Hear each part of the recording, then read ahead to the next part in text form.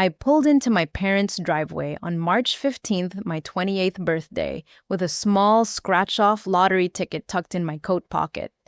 The $5 ticket wasn't much, but I thought my parents might enjoy the little thrill of scratching it off together. After years of watching them pour everything into my younger sister Emma, I still wanted to show them I cared. The spring air felt crisp against my face as I walked toward their front door, hope fluttering in my chest like it did every year. Maybe this birthday would be different. Maybe this time they'd remember. Through the window, I could hear my mother's excited voice and Emma's delighted laughter. My hand hesitated on the doorknob as I caught fragments of their conversation about some big surprise. The dining room smelled of pot roast and fresh bread, but the table held no birthday cake, no wrapped presents, not even a card with my name on it. My mother bustled around, serving Emma the biggest portion while my father poured wine into 3 glasses, leaving the 4th empty until I cleared my throat.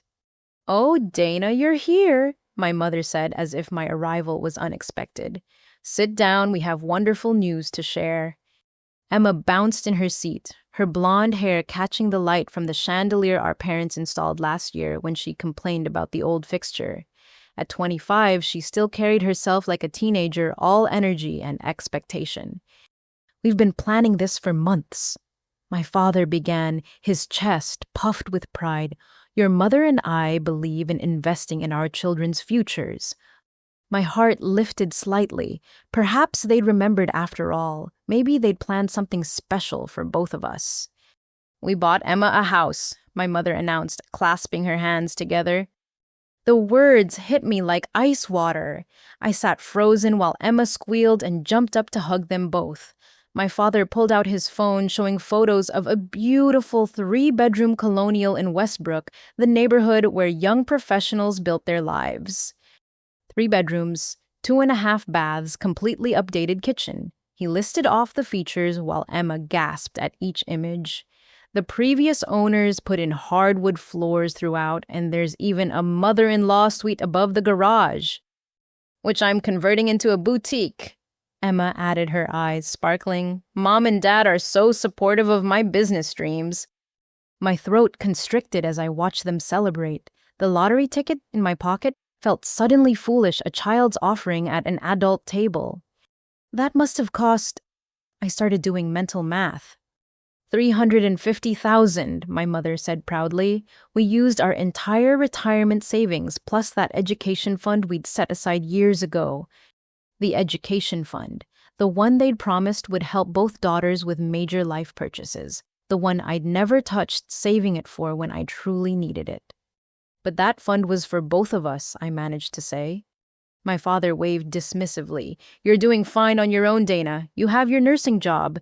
Emma needs more support to get established." Emma pulled out her phone, already scrolling through furniture websites. "I'm thinking a coastal theme for the living room. Maybe some of those shabby chic pieces from that boutique on Main Street." "Oh, speaking of boutiques," my mother interjected, "we also helped Emma secure a small business loan, $30,000 to start her clothing boutique in that garage space. The bank required co-signers naturally." My hands trembled as I reached for my water glass. "So you've committed your retirement savings and taken on debt for Emma's house and business." "It's an investment," my father said firmly. "Emma has such creative vision. She just needed the right opportunity." Emma beamed at me across the table. "Isn't it amazing? I'm thinking of calling it Emma's Closet, or maybe Styled by Em. What do you think?" What I thought was that Emma had dropped out of college twice, left 5 jobs in 3 years, and her last business venture selling handmade jewelry online had ended with my parents eating the cost of her unsold inventory. But I kept those thoughts locked behind my teeth. "Today's my birthday," I said quietly. The room fell silent for a moment. My mother's face showed brief confusion before she laughed. "Oh, honey, you're 28. Birthdays aren't really important at your age, are they?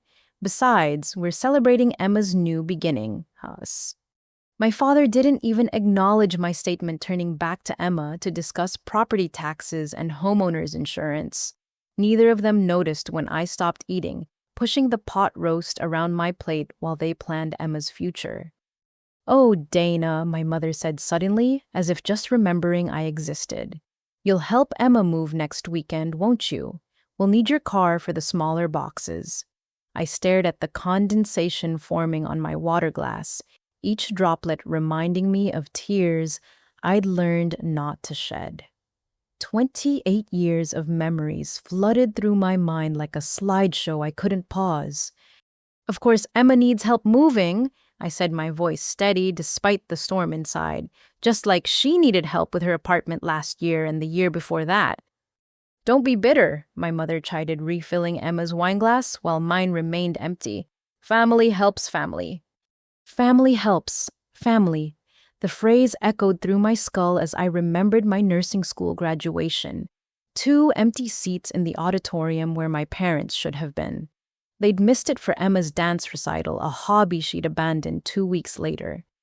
"Remember when I got accepted into the nursing program?" I asked, knowing they wouldn't. My father looked up from his phone briefly. "That was years ago, Dana. Why bring up ancient history?" Ancient history, like the $10,000 I'd saved from waiting tables through high school money I'd offered to contribute to my education. They'd convinced me to let them invest it for my future. 2 months later, Emma needed a car for her freshman year of college. A college she'd leave after 1 semester. "I'm being considered for head nurse," I announced, trying once more to exist in their world. "The position comes with significant responsibilities and a substantial salary increase." "That's nice," my mother murmured, but her attention had already shifted back to Emma.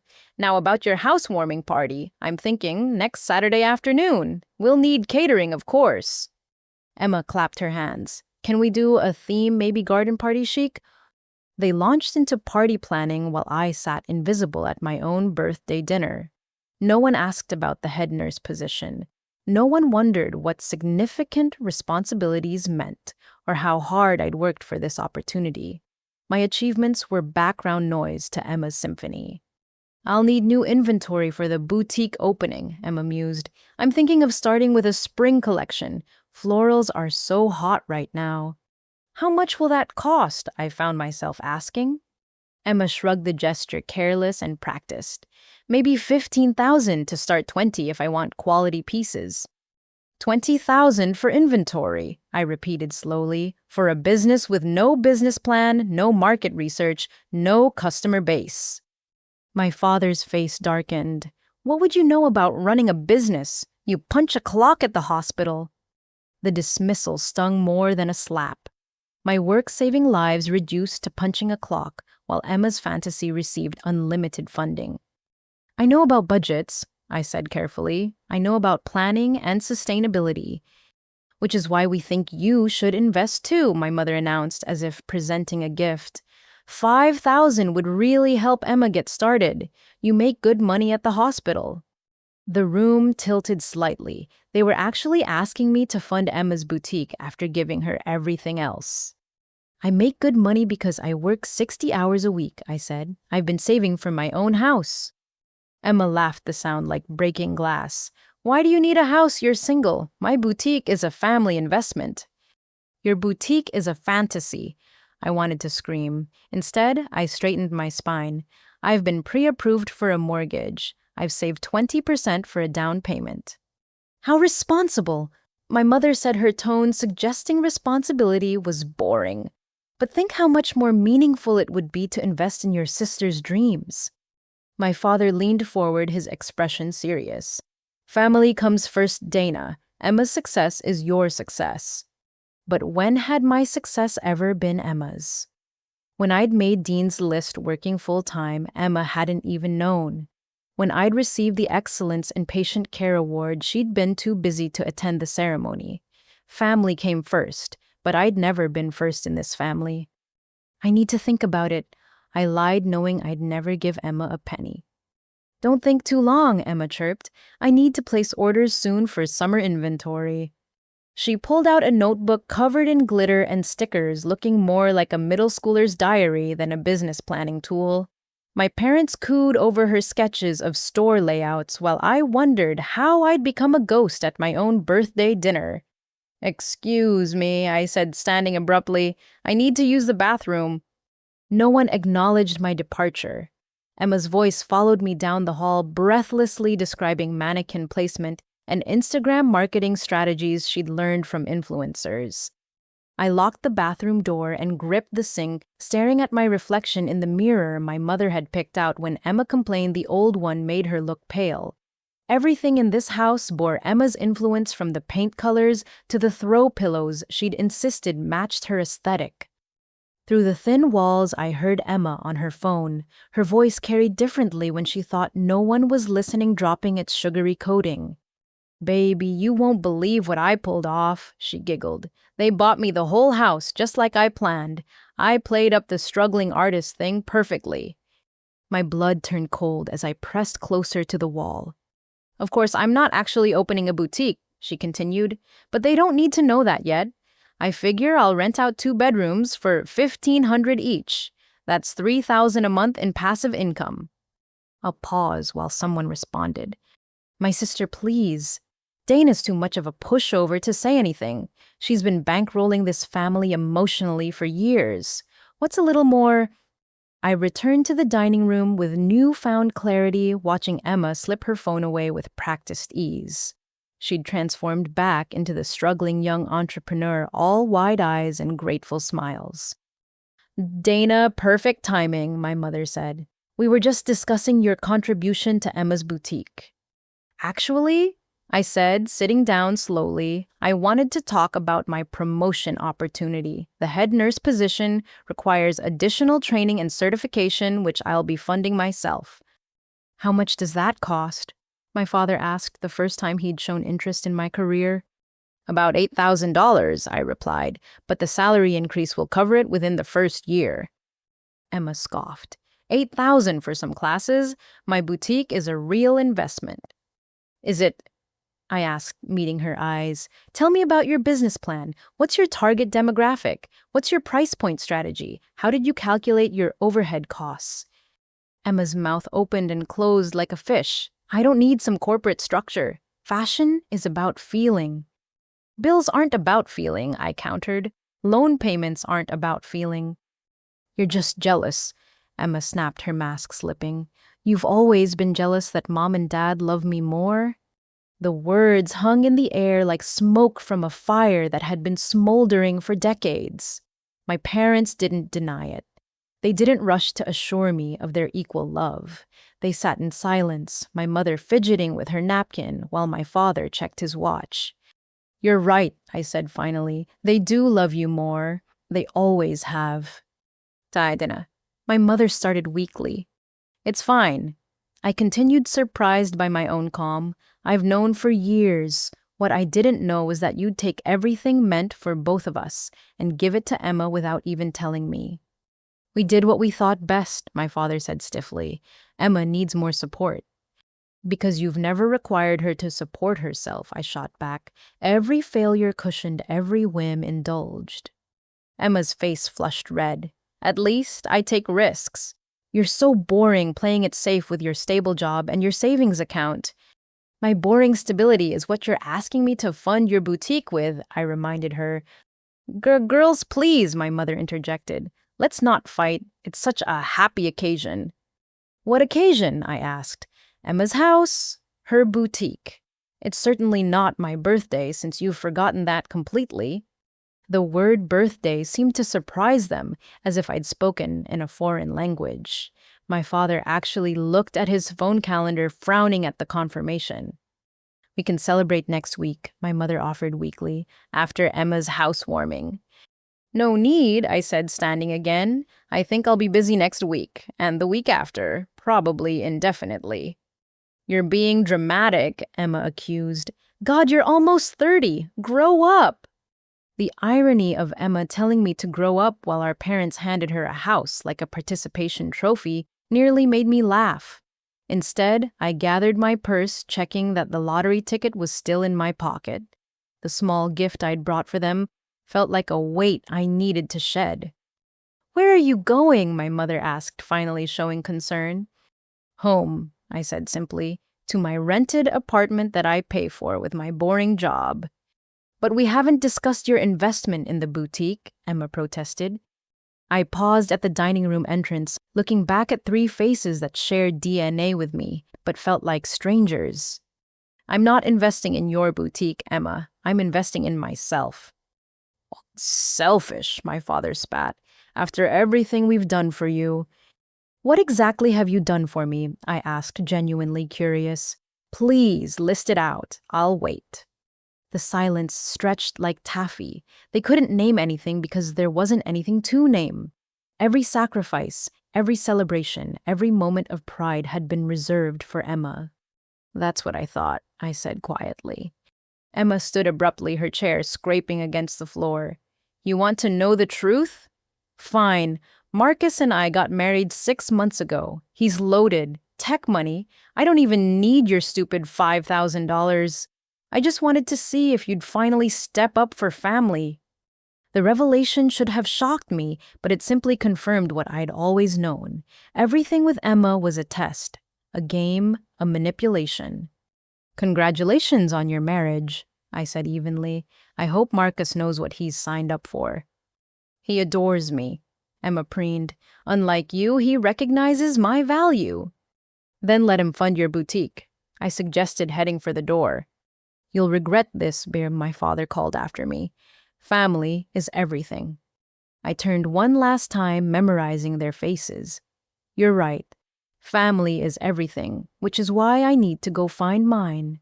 I walked through my childhood home one last time, my footsteps quiet on floors that had heard decades of Emma's demands drowning out my achievements. The living room walls displayed photos like a shrine to my sister's existence. Emma at dance recitals she'd quit. Emma at the 2 colleges she'd abandoned. Emma at jobs she'd left. My nursing school graduation photo sat partially hidden behind a lamp, added as an afterthought. The kitchen still smelled of the birthday cake no one had baked for me. On the counter, my mother's planning notebook lay open, filled with ideas for Emma's housewarming party. Elaborate details covered the pages, while my 28th birthday hadn't warranted a single notation on their calendar. Back in the dining room, my family had resumed their celebration as if my presence had been merely an intermission. Emma scrolled through furniture websites on her tablet, while our mother suggested color schemes. My father calculated square footage on a napkin, planning the boutique space that would never hold clothes, only paying tenants Emma could exploit. I stood in the doorway, invisible as always, watching them plan a future built on lies and favoritism. The lottery ticket pressed against my ribs through the coat fabric, a reminder of my foolish hope that small gestures could bridge the canyon between us. Emma laughed at something on her screen, the sound bright and careless. She'd confessed to marriage and fraud in the same breath, yet our parents continued their doting as if she'd announced a promotion at a legitimate job. The rules had always been different for Emma. Truth was negotiable. Consequences were theoretical. Love was guaranteed regardless of behavior. The crown molding in the master bedroom is original, my mother told Emma, reading from listing details they'd saved, and the closet has built-in organizers. Perfect for all my boutique samples, Emma responded without missing a beat, the lie flowing smooth as water despite her earlier admission. My father nodded approvingly. Smart thinking, business and personal space combined. They'd already forgotten her confession about Marcus, about the marriage, about the rental income scheme, or perhaps they simply chose not to remember. Selective memory ran in this family like a genetic trait I'd somehow failed to inherit. I pulled my coat tighter, the lottery ticket crinkling softly. The sound went unnoticed beneath Emma's chatter about paint swatches and my mother's suggestions for the fictional boutique's grand opening. My father had moved on to discussing property tax benefits, teaching Emma financial lessons he'd never bothered sharing with me. One step backward, then another. I retreated from the dining room like smoke dissipating, leaving no trace of my presence. They didn't notice. They never noticed. I could have screamed, could have thrown plates, could have demanded recognition for 28 years of being the responsible daughter. Instead, I chose silence. The hallway felt longer than I remembered, family photos judging me from their frames. Every image told the same story. Emma-centered, glowing, important. Me, when present at all, hovering at edges like an afterthought someone forgot to crop out. My hand found the front door handle, cool metal against warm skin. I turned it slowly, carefully, afraid that any sound might draw their attention and force another confrontation. But the dining room conversation continued uninterrupted. Emma's voice rose and fell with excitement while our parents murmured encouragement and promises of support. The door opened to evening air that tasted like freedom. I stepped onto the porch where I'd stood minutes earlier, hopeful and clutching a lottery ticket meant as a peace offering. That version of me felt distant, now naive in her persistent belief that love could be earned through good behavior and thoughtful gestures. Behind me, laughter erupted from the dining room. Something Emma said had delighted them, probably another lie wrapped in charm and delivered with the confidence of someone who'd never faced real consequences. I didn't turn around. Whatever joke they shared wasn't meant for me anyway. The door closed with a soft click that echoed like a period at the end of a long, run-on sentence. Through the window, I glimpsed my family one last time. 3 figures huddled around the table, complete in their trio, planning a life that had no space for me. My car waited in the driveway, familiar and reliable, like everything I'd chosen for myself, without their input or approval. I slid behind the wheel, muscle memory, guiding me through motions of seatbelt and ignition, while my mind processed 28 years of rejection, disguised as family dinner. The engine hummed to life, steady and certain. I adjusted the rearview mirror, catching sight of the house I'd grown up in but never belonged to. Every window glowed with warm light that had never quite reached me. Even now, sitting in darkness, while they celebrated in brightness, the symbolism felt heavy-handed enough to make me laugh. But laughter required energy I didn't possess. Instead, I reversed out of the driveway with practiced precision, the way I did everything in my life. Careful, competent, unnoticed. The street stretched ahead, leading away from a childhood I'd never quite had toward an adulthood I'd built despite them. 2 miles passed before I realized I was crying. Silent tears that fell without dramatics, the kind Emma would never waste on an empty audience. I pulled into a grocery store parking lot, engine running heat, warming the space around me, while something cold settled in my chest. The lottery ticket shifted in my pocket as I reached for tissues. $5 of hope reduced to crumpled paper I'd never give them now. I considered throwing it away, then decided against it. Tomorrow, I'd deal with tomorrow. Tonight, I just needed to get home. My apartment complex appeared like a sanctuary, modest and mine. No crown molding or granite countertops, just space I'd earned with every extra shift and past promotion opportunity. I parked in my assigned spot, gathering my purse and the weight of realizations that made my shoulders ache. Inside silence greeted me differently than the silence at my parents' house. This quiet held peace instead of erasure. My furniture chosen for comfort over impressions. My photos featuring friends who remembered my birthday without Facebook reminders. My life smaller than Emma's new house, but built on truth instead of manipulation. I hung my coat in the closet, the lottery ticket forgotten in its pocket. The birthday that began with hope had ended with clarity. Sometimes the best gift was understanding exactly where you stood, even when that place was outside the family portrait. My phone buzzed with a text from Sarah, my closest friend from nursing school. "Happy birthday, drinks tomorrow to celebrate." I smiled, the expression feeling foreign after hours of practiced neutrality.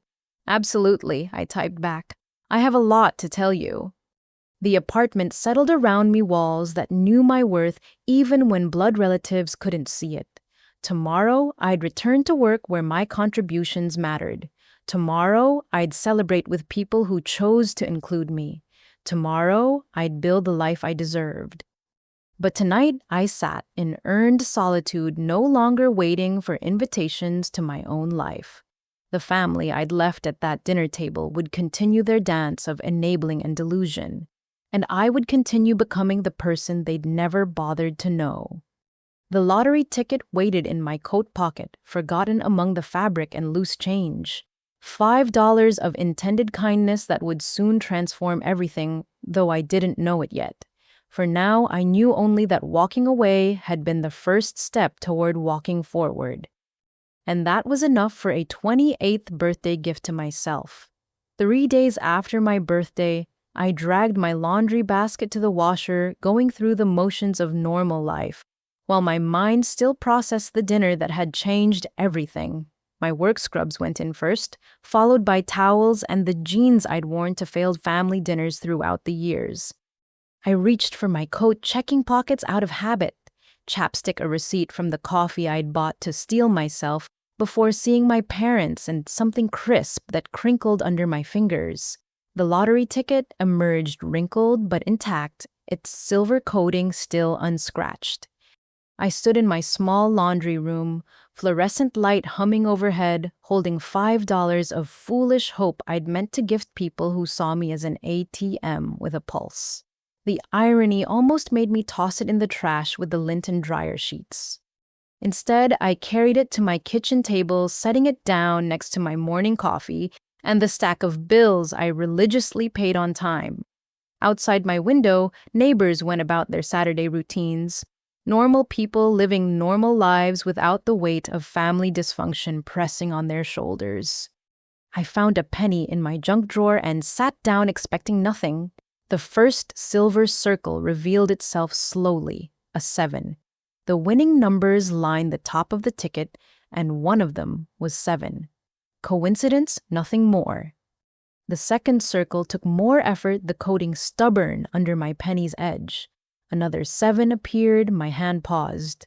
2 matches meant nothing. These tickets were designed to create false hope to make you think you were close to winning when statistics said otherwise. But I kept scratching because finishing tasks was what I did. The third circle revealed a cherry symbol. The fourth held another 7. My breathing changed shorter and shallower, though I told myself to stop being ridiculous. The fifth circle cleared to show another cherry. The sixth yielded yet another 7. 4 sevens, 2 cherries. According to the rules printed in microscopic text, I needed 5 matching symbols to win the prize listed beside them. My hand trembled slightly as I worked on the 7th circle. The coating flaked away in tiny silver pieces, revealing another cherry underneath. 3 cherries, 4 sevens. One more 7 would mean? I set the penny down and walked to my sink, running cold water over my wrists. Lottery tickets didn't change lives. They were mathematical tricks designed to separate desperate people from their money. I was a nurse. I dealt in science and observable facts, not wishes and astronomical odds. But the ticket waited on my table, patient and partially revealed. I returned with steadier hands and scraped at the 8th circle. The coating resisted, then gave way all at once. A 7 stared back at me. 5 sevens. The prize amount beside the 7 row read $50,000. I scraped the final circle just to be certain, revealing a star that confirmed what my eyes couldn't quite accept. 5 matching 7s in a row. $50,000 from a $5 ticket I'd almost thrown away. My first instinct was to call someone, but who? My parents, who'd made it clear my only value lay in what I could provide Emma. My sister, who'd admitted to marriage fraud while demanding money she didn't need. The impulse died before I could reach for my phone. Instead, I photographed the ticket from multiple angles, then locked it in the fireproof box where I kept my important documents. The lottery office wouldn't open until Monday. I had 48 hours to process this shift in my reality. I spent 20 minutes on the lottery website verifying the claim process and requirements. The prize was real, the ticket was valid. I'd need to appear in person with identification and tax forms. They'd withhold 24% for federal taxes, leaving me with $38,000. $38,000. Combined with my savings, I'd have enough for a substantial down payment on a house, better than anything I'd previously imagined. Or I could invest it, let compound interest work its quiet magic while I continued building my career. My phone buzzed with a text from my mother. Emma needs help shopping for furniture tomorrow. Pick her up at 10. No, please. No question mark. Just an assumption that I'd drop everything to serve Emma's needs, even after walking out on them 3 days ago. I deleted the message without responding. Another text followed immediately. Don't be petty, Dana. Family helps family. I turned my phone face down and returned to staring at the ticket in my lockbox. Family helps family, but only in one direction. Emma received houses and business loans while I received orders to chauffeur and subsidize. But now I had something they didn't know about, couldn't claim, couldn't redirect to Emma's benefit. The urge to tell someone eventually overwhelmed my caution. I called Sarah, my nursing school friend, who understood family dysfunction from her own experiences. "You're not going to believe what just happened," I said when she answered. "Did your parents finally apologize for forgetting your birthday?" she asked, her tone making it clear she knew better. "I won $50,000 on a scratch-off ticket."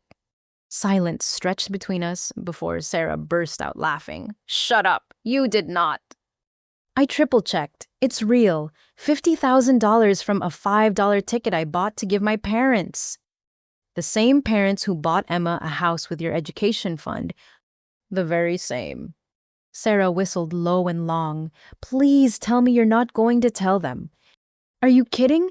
They'd probably claim I bought it with family money and demand I split it with Emma. Or invest it in her fake boutique," Sarah added. "You know what this is? This is the universe saying enough. You've given enough. Time to receive." We talked for another hour, planning practical steps and dreaming about possibilities. Sarah had the wisdom to remind me about financial advisors and tax implications, grounding my shock in actionable reality. Sunday arrived with more texts from my family. My father sent a terse message about disappointment and selfishness. Emma tried manipulation, claiming she was overwhelmed with moving and couldn't I just help this once? The lies came so easily to them, as natural as breathing. I spent the day researching investment options and reviewing real estate listings in better neighborhoods. Not fantasies, but actual possibilities now. The lottery ticket remained locked away, but its presence changed everything. I had options. I had freedom. I had a secret that belonged only to me. Monday morning arrived with the kind of clarity that comes from good sleep and better prospects. I dressed carefully for the lottery office, professional but not flashy. The claim process would be straightforward. The money would be real. My life would change in ways my family couldn't imagine or control. At work, my supervisor pulled me aside. "Dana, do you have a minute?" My stomach clenched from habit, the familiar fear that somehow my family had reached into my professional life to cause problems. But Angela's face showed excitement, not concern. "The board approved your promotion," she said, barely containing her smile. "Head nurse of the emergency department. The salary increase is substantial, $40,000 more annually, plus comprehensive leadership training." I sank into her office chair, overwhelmed by the timing. "When does it start?" "Next month, if you're ready. I know it's fast, but you've earned this. Your patient care scores, your efficiency metrics, your team leadership during the Johnson crisis last month. The board was unanimous. 40,000 more per year. Combined with the lottery winnings, I'd gone from scrambling to thriving in the span of a weekend. The universe, as Sarah suggested, had decided enough was enough. "I'm ready," I said, meaning it completely. Angela handed me a folder thick with details about the position. Training schedules, new responsibilities, opportunity for advancement. Everything my parents had never bothered to ask about when I'd mentioned the possibility at dinner. "There's one more thing," Angela added. The position comes with a education stipend, $8,000 annually for continuing education. I know you mentioned wanting to pursue your master's degree. The exact amount I'd need for the certification program. The same 8,000 Emma had scoffed at as wasteful compared to her boutique fantasy. I signed the acceptance paperwork with hands that barely shook, committing to a future my family couldn't derail. After my shift, I drove to the lottery office in the state capitol. The building was smaller than I'd expected, tucked between a tax preparation service and a defunct print shop. Inside, security cameras tracked every movement, while cheerful posters advertised dreams coming true. The process was surprisingly mundane for something life-altering. Forms to complete identification, to verify tax withholding, to calculate. The clerk who processed my claim had seen it all before, though she did smile when she saw the amount. "Voe, 50,000 from a $5 ticket," she said, stamping documents with practiced efficiency. "That's a good return on investment. The check will arrive in 7 to 10 business days." I left with a claim receipt and a strange sense of displacement. Somewhere between Saturday's laundry and Monday's paperwork, I'd become someone different. Not rich by any standard, but no longer trapped by financial limitations or family expectations. My phone showed 12 missed calls from my mother, 4 from my father, and 23 texts from Emma ranging from pleading to threatening. I deleted them all without reading, then blocked their numbers. The lottery ticket had bought me more than money. It had purchased freedom from their relentless demands. That evening, I met Sarah for the birthday celebration we'd planned. She raised her wine glass when I told her about the promotion, the education stipend, the confirmed lottery claim. To Dana, she said, who spent 28 years in the shadows and decided to step into the light. We clinked glasses while around us other people celebrated their own moments. Nobody knew I'd just claimed $50,000. Nobody knew I'd been promoted to head nurse. Nobody knew I'd finally cut ties with the family who'd never seen my worth. And that anonymity felt like another gift. My success belonged to me alone, unshared with people who'd claim credit they hadn't earned or demand portions they didn't deserve. "What's your plan now?" Sarah asked. I thought about the real estate listings I'd browsed, the investment accounts I'd researched, the future spreading before me like an unmarked map. First, I'm going to let the dust settle, get established in the new position, let the check clear, then I'm going to build exactly the life I want. Without them, I confirmed. They made their choice. They chose Emma. Now I'm choosing myself. The check arrived on a Thursday, ordinary paper, holding extraordinary possibilities. $38,000 after taxes deposited into a new account at a different bank than the one my parents used. I met with a financial advisor. Sarah recommended a woman named Patricia who specialized in helping women build independent wealth. "Your situation isn't unusual," Patricia said, reviewing my finances with sharp eyes. "Family financial abuse is more common than people realize. The good news is, you're young, employed, and about to increase your income significantly."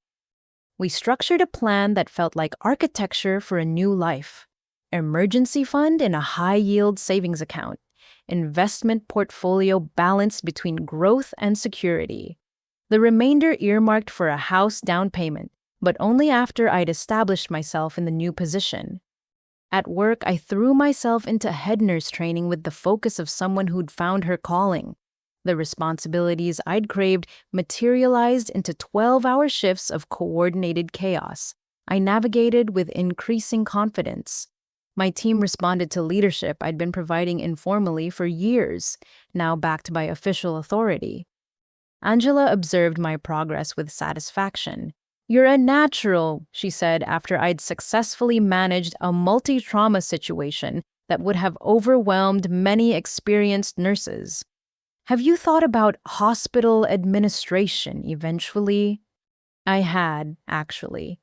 Late nights studying protocol and procedure had revealed an aptitude for systemic thinking. The lottery money meant I could pursue an advanced degree without loans, without asking anyone for help, without explaining my dreams to people who'd dismiss them. My blocked phone meant peaceful evenings and uninterrupted sleep. I knew my family hadn't given up, but their inability to reach me created space for something I'd never experienced: single-minded focus on my own goals. 2 weeks into my new position, I started house hunting in earnest, not browsing for fantasies, but touring properties with a pre-approval letter that made real estate agents take me seriously. I looked at starter homes in established neighborhoods, each one a possibility, rather than a pipe dream. This one just came back on the market. My realtor Janet mentioned during our third weekend of searching. The previous buyer's financing fell through. It's in Riverside Heights. Riverside Heights, the neighborhood where my parents had always dreamed of living, where they'd driven slowly past houses they couldn't afford, while promising someday they'd make it there. The idea of buying there myself without their knowledge or input held an appeal I didn't examine too closely. The house was modest by neighborhood standards, a 3-bedroom colonial that needed updating but had good bones. Built in 1952 with original hardwood floors and a kitchen that begged for renovation. The price reflected its need for work, making it accessible to someone like me who could afford to improve it over time. The sellers are motivated, Janet explained as we toured. They've already purchased their next home and need to close quickly. I walked through rooms that felt like possibility. The master bedroom overlooked a backyard that could hold gardens. The spare bedrooms could become an office and guest space. The kitchen's dated cabinets could be replaced, gradually transformed from worn to welcoming. I want to make an offer, I heard myself say. Janet smiled. I had a feeling. You've got good instincts. We crafted an offer that evening, competitive but not reckless. The lottery money made a 25% down payment possible, leaving plenty for renovations and emergencies. I signed papers with hands steady from years of inserting IVs and making life or death decisions. The sellers accepted within 24 hours. I told no one except Sarah, who celebrated with champagne and helped me plan renovations. We spent hours on Pinterest collecting ideas for backsplashes and bathroom fixtures. The excitement felt private and precious, unmarred by family opinions or Emma's inevitable jealousy. My new routine established itself with comfortable precision. Long shifts at the hospital where I excelled, evenings planning my future home, weekends meeting with contractors and comparing paint samples. The education stipend covered my master's program application, accepted for spring semester. Patricia reviewed my finances monthly, impressed by my discipline. The lottery windfall hadn't changed my spending habits, just accelerated my timeline. I still packed lunches, still worked overtime when available, still saved with the determination of someone who'd learned young that security came from self-reliance. 6 weeks after that birthday dinner, my life bore no resemblance to the woman who'd sat silent while her family planned Emma's future. I'd closed on the house, started renovations, excelled in my promotion, and enrolled in graduate school. The lottery ticket had provided the means, but I'd provided the momentum. Sometimes in quiet moments, I wondered what my family was doing. Had Emma's boutique failed already? Were my parents realizing their retirement savings had vanished into a house built on lies? Did they miss me at all, or just the services I'd provided? The wondering never lasted long. My new life demanded too much attention, offered too much satisfaction. Every accomplishment felt magnified by doing it alone without their doubt or dismissal coloring the edges. One evening, while reviewing kitchen cabinet options with my contractor, he made an observation that stopped me cold. "You're the most decisive client I've had in years," Marcus said. "Most people agonize over every choice, worried about making mistakes." I looked at the samples spread across my future kitchen counter decisions I'd made without seeking anyone's approval or permission. "I spent too many years letting other people decide for me," I told him. "Now I trust my own judgment." He nodded, accepting the explanation without probing for details. Good contractors, like good nurses, knew when to respect boundaries. The kitchen renovation began the following week. I stayed with Sarah during the worst of the construction, coming by evenings to check progress and make adjustments. Watching my vision materialize in wood and stone felt like therapy for years of invisibility. My master's program accepted me for spring enrollment with a partial scholarship based on my professional achievements. The lottery money would cover the rest, an investment in my future that no one could claim or redirect. Hospital administration coursework would prepare me for roles I'd only imagined, paths my parents had never bothered to envision for their eldest daughter. 8 weeks after my birthday, the kitchen was complete. White cabinets with brass hardware quartz countertops that looked like marble but performed better, a tile backsplash in subtle blue that reminded me of Scrubs and sky and possibility. I stood in the space I'd created, running fingers across surfaces I'd chosen, and felt something shift inside my chest. This was mine. Earned, chosen, built without committee or compromise. No Emma sulking about color choices. No mother suggesting alternatives that coincidentally matched Emma's preferences. No father questioning expenses while writing blank checks for Emma's whims. Just me building a life that fit. 3 months into my new life, on a Tuesday that felt significant for no particular reason, my work phone rang with a number I didn't recognize. Hospital policy required answering all calls, so I picked up between patient rounds. Dana Fletcher. I answered professionally. Miss Fletcher, this is Attorney William Hastings. I'm calling about a family matter involving your parents. My chest tightened, but I kept my voice level. I'm at work. This needs to be brief. Your parents have retained me to investigate some financial irregularities. They believe you may have access to family funds that should be distributed equitably. I actually laughed, drawing curious looks from passing colleagues. Family funds? You mean the education account they emptied for Emma's house?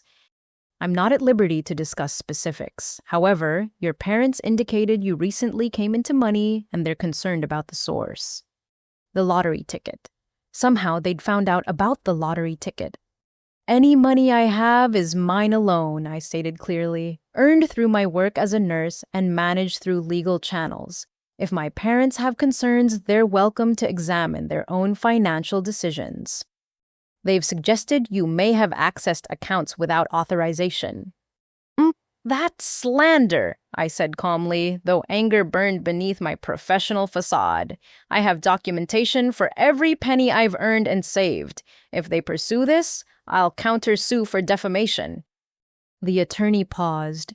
Perhaps we could arrange a family meeting to resolve this misunderstanding. There's no misunderstanding.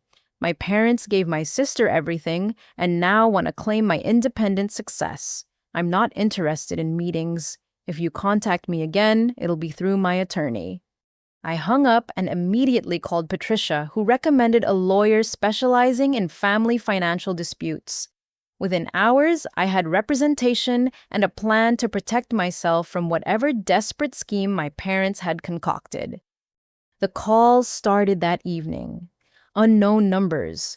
I didn't answer voicemails I deleted unheard.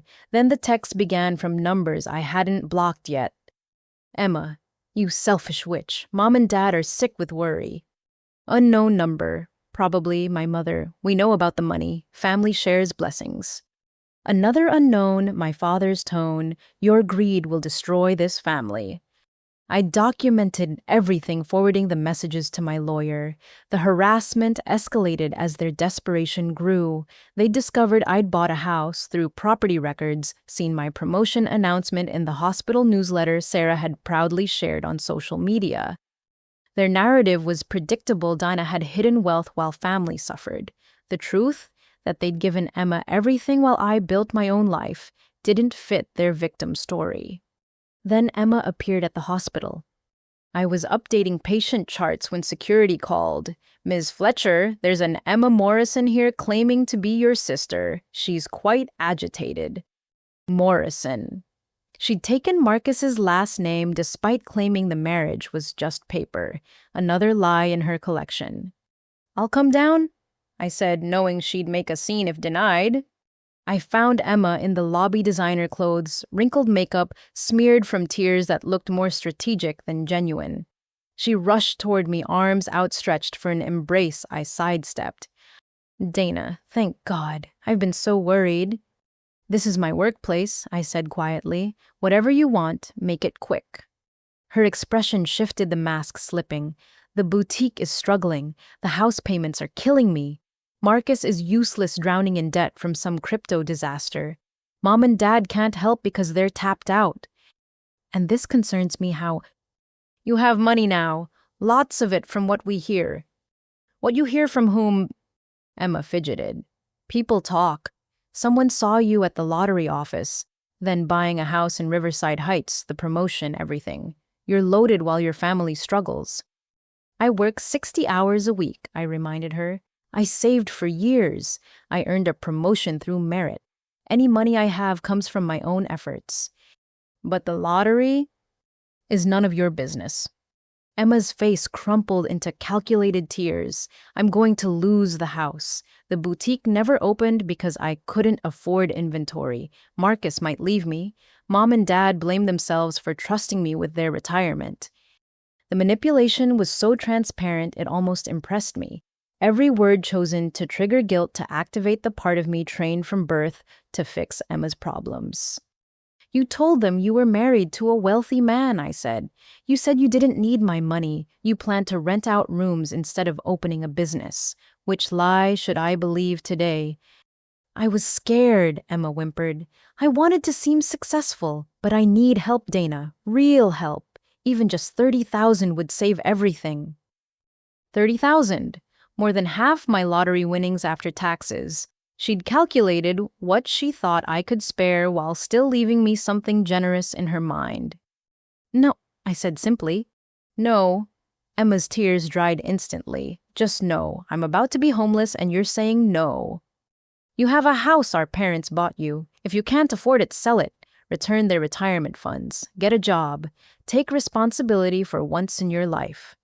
"You bitter—" "Oh, security to the lobby, please," I said into my phone. Emma grabbed my arm. "You can't just abandon family. I'll tell everyone what kind of person you are. I'll ruin your reputation." "With what?" "The truth that I refuse to fund your lies, that I chose to build my own life instead of subsidizing yours." Security arrived as Emma's composure shattered completely. She screamed about betrayal and cruelty while being escorted out, her designer heels clicking against hospital tile like an expensive countdown to consequences. That evening, my parents' campaign intensified. They enlisted relatives I hadn't spoken to in years, flooding my work email with guilt and accusations. Cousins who'd never remembered my birthday suddenly cared deeply about family unity. Aunts who'd favored Emma at every gathering preached about obligation and duty. I forwarded everything to my lawyer, building a harassment case while continuing my renovation plans. The bathroom remodel started the next week, and I chose every tile with the satisfaction of someone making decisions without committee approval. Sarah stopped by with wine and solidarity. "Your family is unhinged," she declared, reading the latest messages. "Do they really think stalking and threats will make you hand over money?" "They've never had to work for anything they wanted from me," I explained. "Asking was always enough. Demanding if asking failed. They can't comprehend that I've changed the rules." "Good for you. Also, this backsplash is gorgeous." We spent the evening planning my housewarming party, a celebration for chosen family who'd supported my growth. No guilt, no manipulation, just genuine connection with people who valued me beyond my utility. My lawyer sent a cease and desist letter to my parents and Emma, warning of legal consequences for continued harassment. The official response arrived within days. They were considering suing for emotional damages and financial fraud. "They have no case," my lawyer assured me, "but they'll try to make the process expensive and exhausting, hoping you'll settle to make it stop." "Then they don't know me very well," I said. The irony wasn't lost on anyone. My parents had given Emma hundreds of thousands in property and loans, but somehow convinced themselves I was the one committing fraud by keeping my own earnings. The hospital supported me completely. Security had Emma's photo with instructions to deny entry. HR documented the harassment in case it affected my work. My team rallied around me with the fierce loyalty healthcare workers show their own. "Your sister seems fun," one of my nurses commented sarcastically after Emma's lobby performance went viral among staff. "Yeah, she's exactly who our parents raised her to be," I replied. "And you?" "I'm who I raised myself to be." The call from Janet came on a Thursday afternoon while I was reviewing staffing schedules for the weekend. Her excitement transmitted through the phone before she even spoke. "Dana, you're not going to believe this. Remember the Whitfield house on Maple Street?" I remembered. A stunning 4-bedroom colonial in the heart of Riverside Heights, the crown jewel of the neighborhood. My parents had driven past it every Sunday for years, my mother sighing wistfully while my father calculated impossible mortgage payments. "The foreclosure?" I asked. "The bank just dropped the price. They want it gone. With your funds and pre-approval, you could get it for 60% of market value." My current house renovations were progressing beautifully, but this was the Whitfield house. 4 bedrooms, 3 baths, a kitchen that had graced 3 magazine covers, and a backyard designed by the city's premier landscape architect. Even at 60%, it stretched my budget, but the investment potential was undeniable. "Send me the details," I said. That evening, I toured the property with Janet and my contractor Marcus. The house exceeded memory, each room more impressive than the last. Crown molding original hardwood, a master suite that belonged in a luxury hotel. The previous owners had spent a fortune on upgrades before the market crashed and took their business with it. "This is a 20-year house," Marcus observed. "You buy this, you're set for life. These bones, this craftsmanship, they don't build them like this anymore." I did the math obsessively. Selling my current house after renovations would recoup most of my investment. The promotion salary made the mortgage manageable. The lottery money provided the down payment. It was aggressive but achievable. I decided. Janet grinned. "I knew you would. Let's write an offer they can't refuse." We submitted the paperwork that night. The bank accepted within 12 hours, eager to clear the property from their books. I just bought my parents' dream house for less than they'd given Emma, using money they'd never know I'd earned. I shared the news with Sarah over champagne at my current home. "It's perfect," I told her, "and perfectly ironic. You're going to live in the house they fantasized about while they deal with the consequences of funding Emma's disasters. I'm going to live in a smart investment that happens to carry emotional significance," I corrected. "The fact that it's everything they wanted is just coincidence." Sarah laughed. "Very mature. And the housewarming party will be legendary." The closing proceeded smoothly. I kept renovating my current house while planning the move, each project a step toward the future I'd designed. Work remained demanding, but fulfilling, my team hitting metrics that caught administration's attention. "You're transforming this department," Angela told me during my review. "The board is impressed. There's talk of creating a new position, Director of Emergency Services. Interested?" Director, the title tasted like vindication. "Very interested." "Good. Keep doing what you're doing. The formal posting will happen next quarter, but I want you prepared." I floated through the rest of my shift possibilities, multiplying like cells under a microscope. Director salary would make the Whitfield house mortgage negligible. My master's program would qualify me for even higher positions. Each achievement built on the last, a ladder I climbed, rung by carefully planned rung. My phone buzzed with a text from an unknown number. Against better judgment, I read it. "Heard you bought a big house. Must be nice to flaunt blood money while your sister suffers." Blood money, as if I'd stolen instead of earned, as if working 12-hour shifts saving lives was comparable to Emma's entitlement. I forwarded it to my lawyer and blocked the number. The harassment had evolved from demanding to bitter. Emma's house was in pre-foreclosure, listed online for anyone to see. The boutique space remained empty windows, papered over like closed eyes. My parents' retirement was gone, sunk into a property they couldn't reclaim and promises they couldn't enforce. Part of me felt sympathy, the part raised to care, to fix, to sacrifice. But that part grew quieter each day, drowned out by the satisfaction of building something solely mine. I started packing methodically, each box labeled and organized. The furniture I'd chosen, the dishes I'd bought, the life I'd assembled without their input or approval. Everything would transfer to the Whitfield house, elevated by the setting, but essentially unchanged. My last night in the renovated house, I walked through rooms I'd transformed. The kitchen where I'd learned to trust my taste. The bathroom where I'd chosen every fixture. The spaces that taught me I could create beauty without committee approval. Tomorrow, I'd move to Riverside Heights.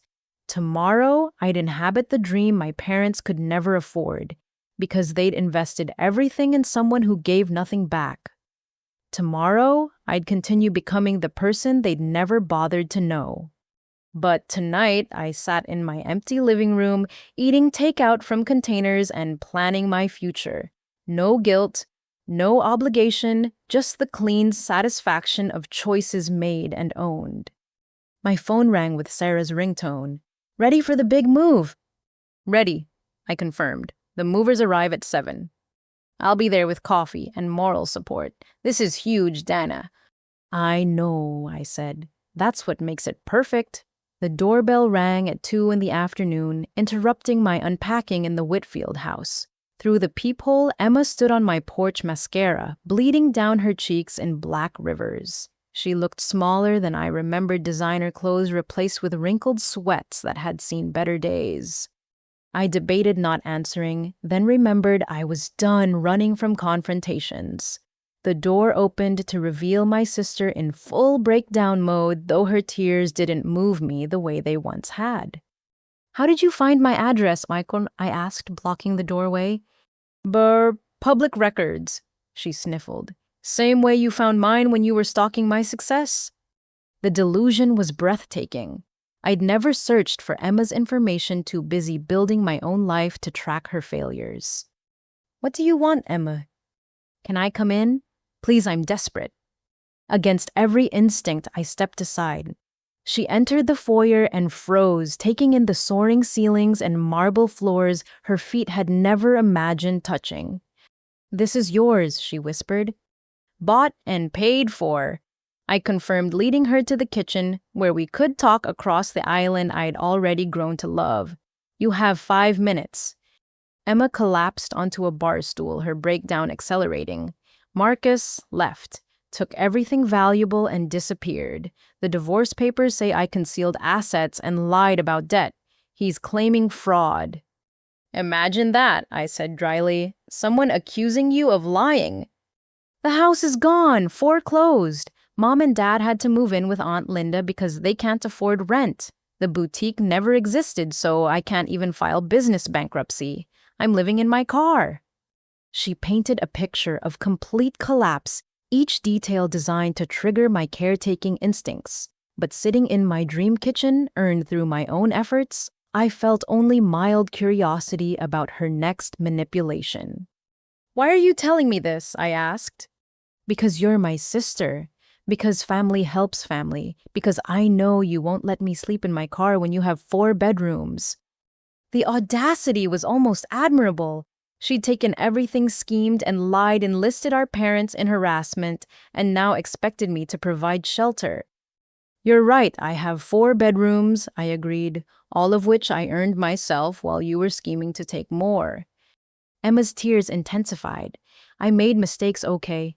I was spoiled and selfish, and I see that now. But I'm 25. I can change. I just need help getting back on my feet." "Like the help Mom and Dad gave you, $350,000 in property, $30,000 in loans, 28 years of preferential treatment." "That's gone," Emma wailed. "All of it gone, and they blame me for everything." Because everything is your fault, I said simply. You lied about Marcus. You lied about the boutique. You took their retirement and squandered it on a fantasy you couldn't sustain. Emma's sobs stopped abruptly. She studied me with calculating eyes, switching tactics like changing clothes. Fine, you want the truth. I screwed up. Happy I thought Marcus was rich, but he was drowning in debt from day trading and crypto schemes.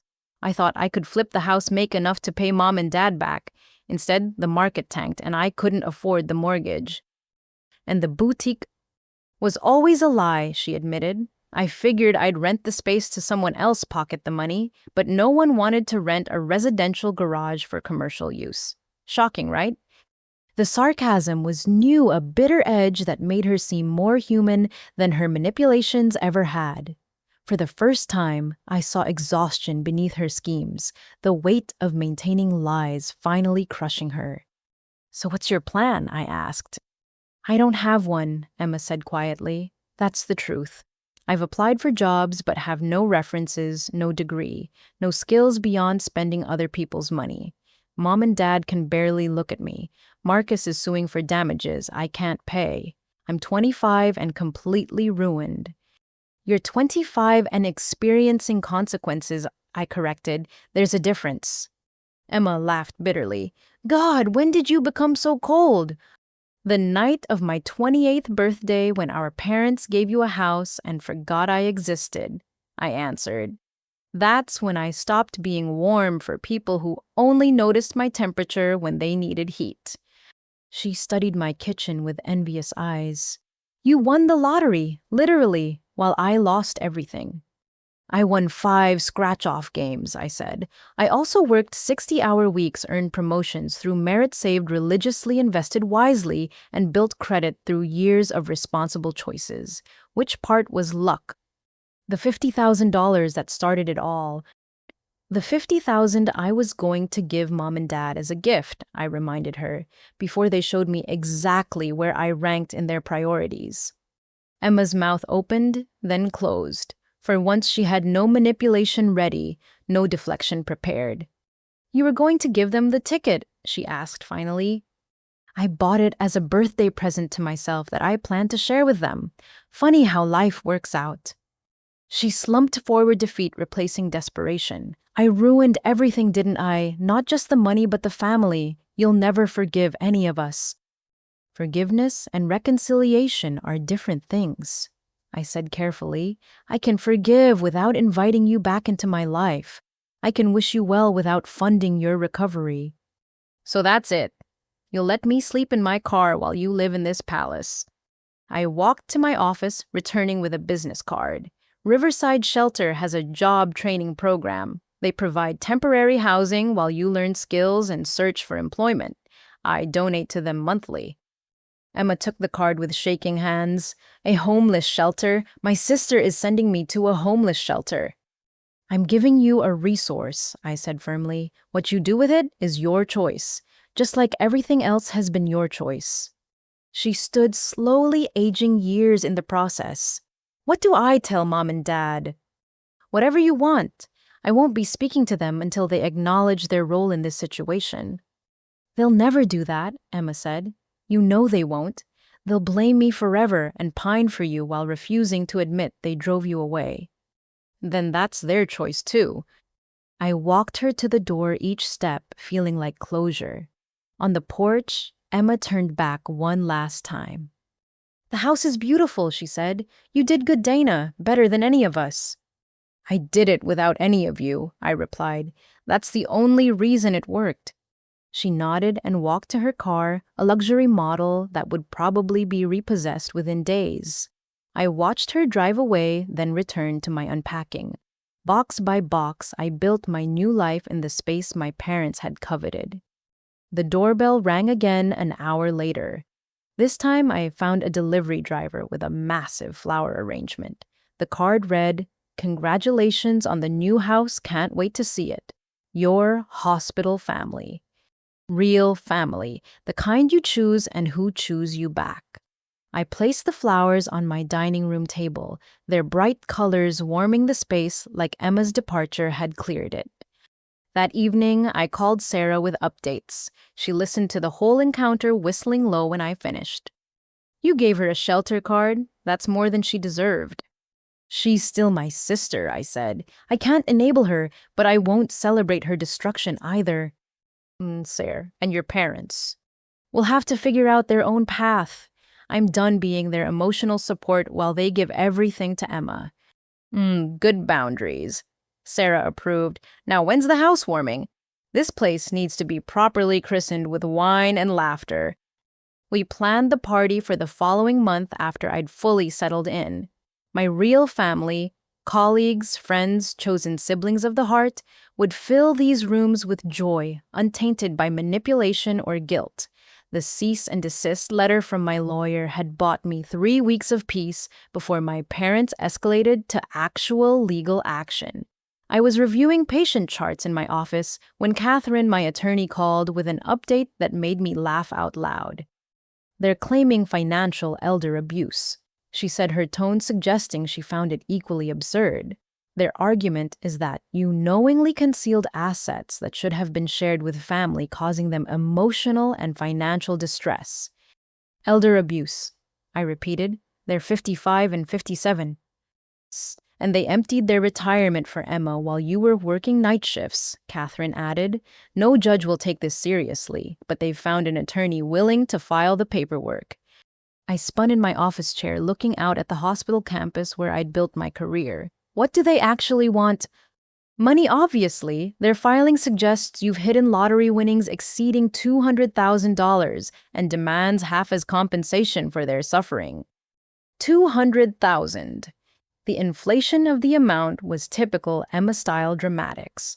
From a $50,000 ticket, they seemed to believe you won multiple times and didn't report it. They've also included your promotion salary as evidence of suspicious wealth. The desperation was pathetic.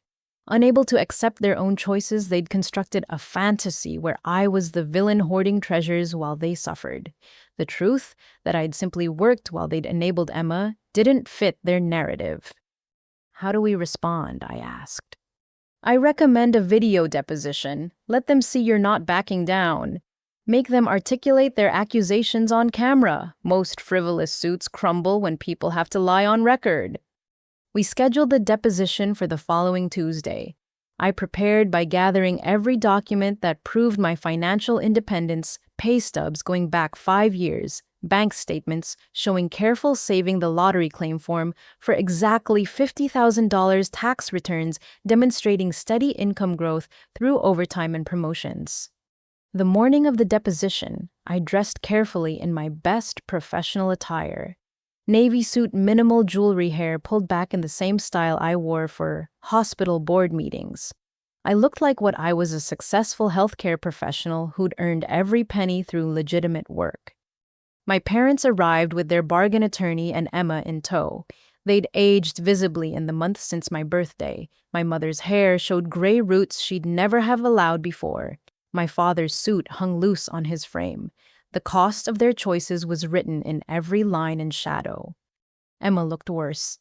Gone was the glossy princess who'd squealed over house photos. She wore ill-fitting clothes that screamed thrift store her face, puffy from crying or drinking or both.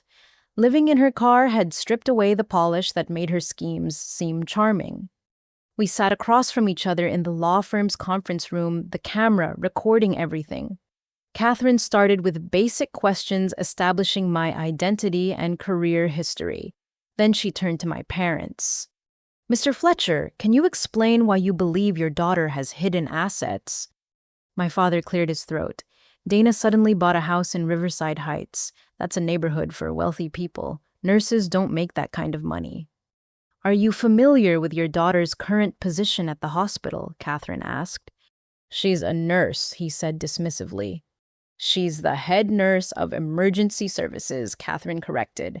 A position that comes with a salary of $130,000 annually, plus overtime and shift differentials. Were you aware of her promotion? My parents exchanged glances. She might have mentioned it, my mother said vaguely. On her birthday, I interjected. I told you at dinner you were too busy planning Emma's housewarming to listen. Let's discuss that birthday dinner, Catherine said smoothly. Mrs. Fletcher, what gift did you give Dana for her 28th birthday? Silence stretched like taffy. My mother fidgeted with her purse strap while my father studied the conference table's wood grain. We were celebrating Emma's house, my mother finally said. It was a family celebration. But it was Dana's birthday, Catherine pressed. Did you acknowledge that in any way card cake gift? Birthdays aren't important at her age, my mother said, repeating her words from that night. But important enough at Emma's age to warrant a house. Catherine's tone remained professional, but the point landed like a slap. Emma shifted in her seat. Can we focus on the money Dana stole? What money did I steal? I asked directly. Please provide evidence of theft. The lottery ticket, Emma said. You won and didn't tell us. The lottery ticket I bought with my own money, I clarified. The one I purchased as a gift for Mom and Dad before they showed me exactly how much I mattered to them. Family shares winnings, my father stated as if it were law. Then where's my share of Emma's house? I countered. Where's my portion of the education fund you promised us both? Catherine pulled out documents. Mr. and Mrs. Fletcher, these bank records, show you withdrew $350,000 from accounts designated for both daughters' education and future needs. Can you explain how those funds were distributed? My parents' attorney tried to object, but the facts were clear. Every penny had gone to Emma. Every investment in the future had her name attached. Emma needed help, my mother said weakly. And Dana didn't, Catherine asked, despite working full-time while attending nursing school, despite never asking for financial support. Your position is that the struggling daughter deserved everything, while the successful one deserved nothing. Dana was fine on her own, my father insisted. Oh, yes, I was, I agreed, because I had to be. Because you made it clear from childhood that Emma's wants trumped my needs. And now that I've continued being fine on my own, you want to claim my success as family property. Catherine moved through the evidence methodically, my lottery claim form showing exactly $50,000. My mortgage pre-approval based on my salary and savings, not hidden winnings. Bank statements proving years of careful financial planning. This is harassment, I said, looking directly at my parents. You gave Emma everything and she lost it all. Instead of holding her accountable, you're attacking me for succeeding without you. You're our daughter, my mother said, tears starting. How can you be so cruel? I learned from experts, I replied. 28 years of watching you choose Emma taught me exactly how cruel family can be. Their attorney tried to salvage something. My clients are elderly parents in distress. Your clients are in their 50s, Catherine interrupted. Hardly elderly. They're experiencing the consequences of poor financial decisions and attempting to extort money from their daughter through frivolous litigation. We're not extorting, Emma protested. We're just asking for fairness. Fairness. I laughed, the sound sharp in the sterile room. Was it fair when you got a house while I got forgotten on my birthday? Was it fair when you admitted to marriage fraud while demanding my investment? You don't want fairness. You want my earnings, because yours are gone. Catherine pulled out another document. Ms. Morrison. Fletcher, Emma corrected. I'm using my maiden name again. Ms. Fletcher, this is a transcript from a social media video posted 3 months ago. In it, you state, and I quote, "Marriage is just paper when you marry for money. Marcus thought he was playing me, but I got the house and the startup funds. My parents are so gullible they'll believe any sob story." Emma paled. That was taken out of context. The context seems clear, Catherine observed. You admitted to defrauding both your parents and your husband, yet you accused Dana of financial impropriety. My father slammed his hand on the table. Enough, Dana has money. We need money. Family helps family. Oh, family helps family, I repeated slowly. Where was that philosophy when I needed textbooks for nursing school? Where was it during my double shifts to pay rent? You helped Emma. Only Emma. Always Emma. Because Emma needed more help, my mother cried. Because you never required her to help herself, I said, and now you're all broken bitter trying to tear down what I built without you. Catherine gathered her papers. This deposition clearly shows no basis for your claims. I recommend you withdraw the suit immediately or we'll countersue for harassment, defamation, and legal fees.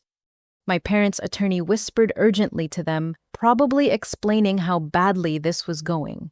But pride and desperation make people stupid, and my family had both in abundance. We're not withdrawing them, my father announced. Dana can afford lawyers. We can't.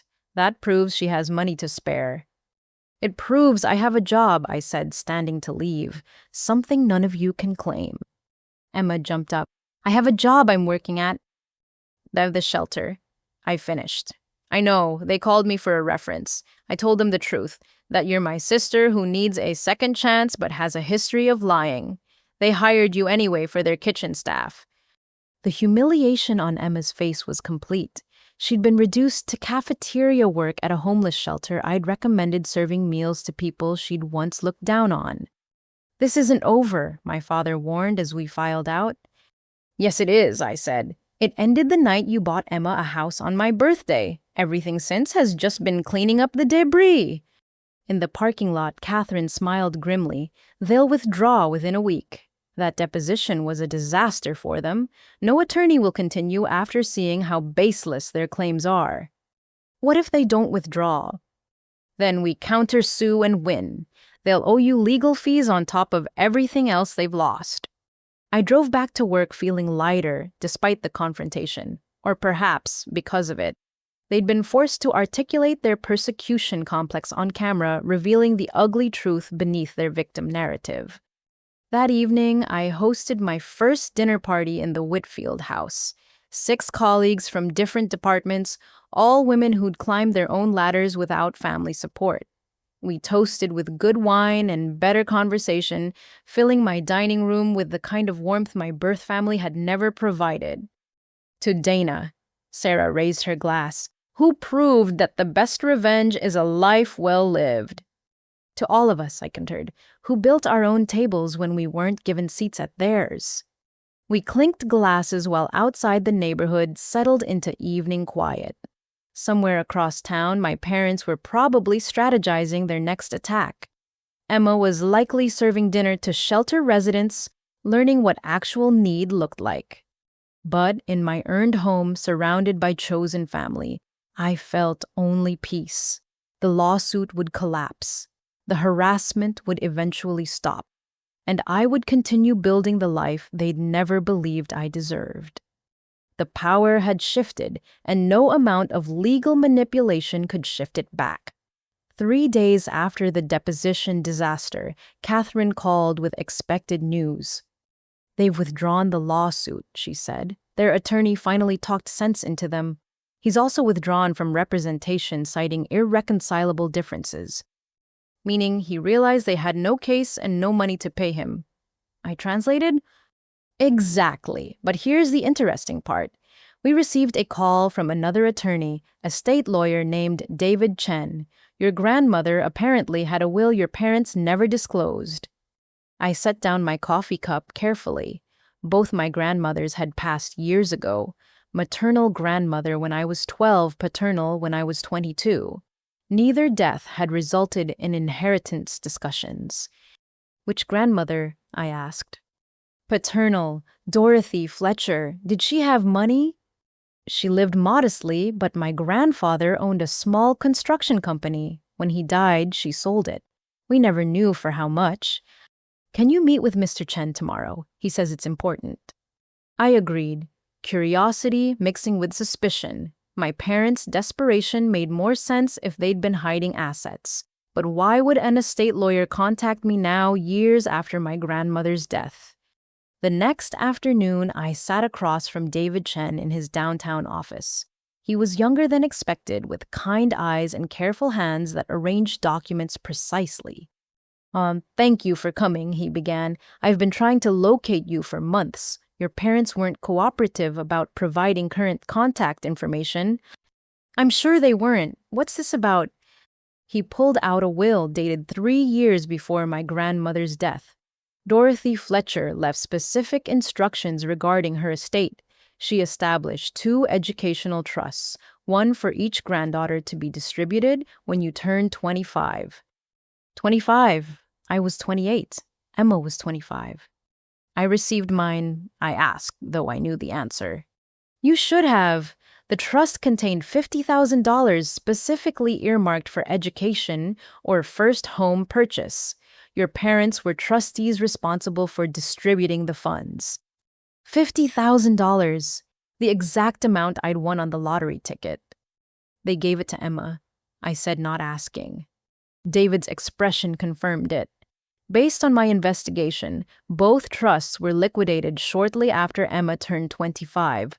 The funds were used to purchase a property titled in Emma's name. The house. They used my inheritance for Emma's house. It appears so. Your grandmother was very specific in her will. She wanted both granddaughters to have equal opportunities. She'd be horrified to know one received both shares. I thought of my grandmother, a woman who'd valued fairness above all else. She'd made her own way after my grandfather's death, refusing to be dependent on anyone. She would have understood my current path better than her son ever could. What are my options? I asked.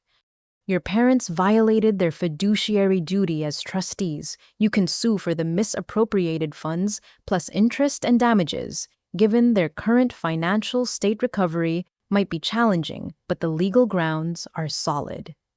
They're already in pre-foreclosure, I said. My sister lost the house they bought with both our inheritances. David winced. That complicates recovery, but strengthens your case for breach of trust. They took funds designated for you and lost them through poor judgment. We spent an hour reviewing documents. My grandmother's will was clear and specific. She'd wanted her granddaughters to have education or housing assistance, particularly me, who she'd noted shows promise and determination despite receiving less family support. Even from the grave, my grandmother had seen the family dynamics clearly. I'll need time to decide, I told David. This isn't just about money anymore. I understand, but don't wait too long. Statutes of limitations apply even to breach of trust cases. I left with copies of everything, my head spinning. The $50,000 I'd won through pure chance had replaced the $50,000 stolen through family betrayal. The universe had strange ways of balancing scales. That evening, I called Sarah and told her everything. She listened with increasing outrage, occasionally interjecting expletives that made me grateful for her friendship. So they stole your inheritance, gave it to Emma, she lost it all, and then they tried to sue you for not sharing lottery winnings. That's the summary, yes. Sue them, take everything, salt the earth where their entitlement grew. They have nothing left to take, I pointed out. And honestly, I don't need their money. I have my own. It's not about need, Sarah argued. It's about justice. Your grandmother wanted you to have that money.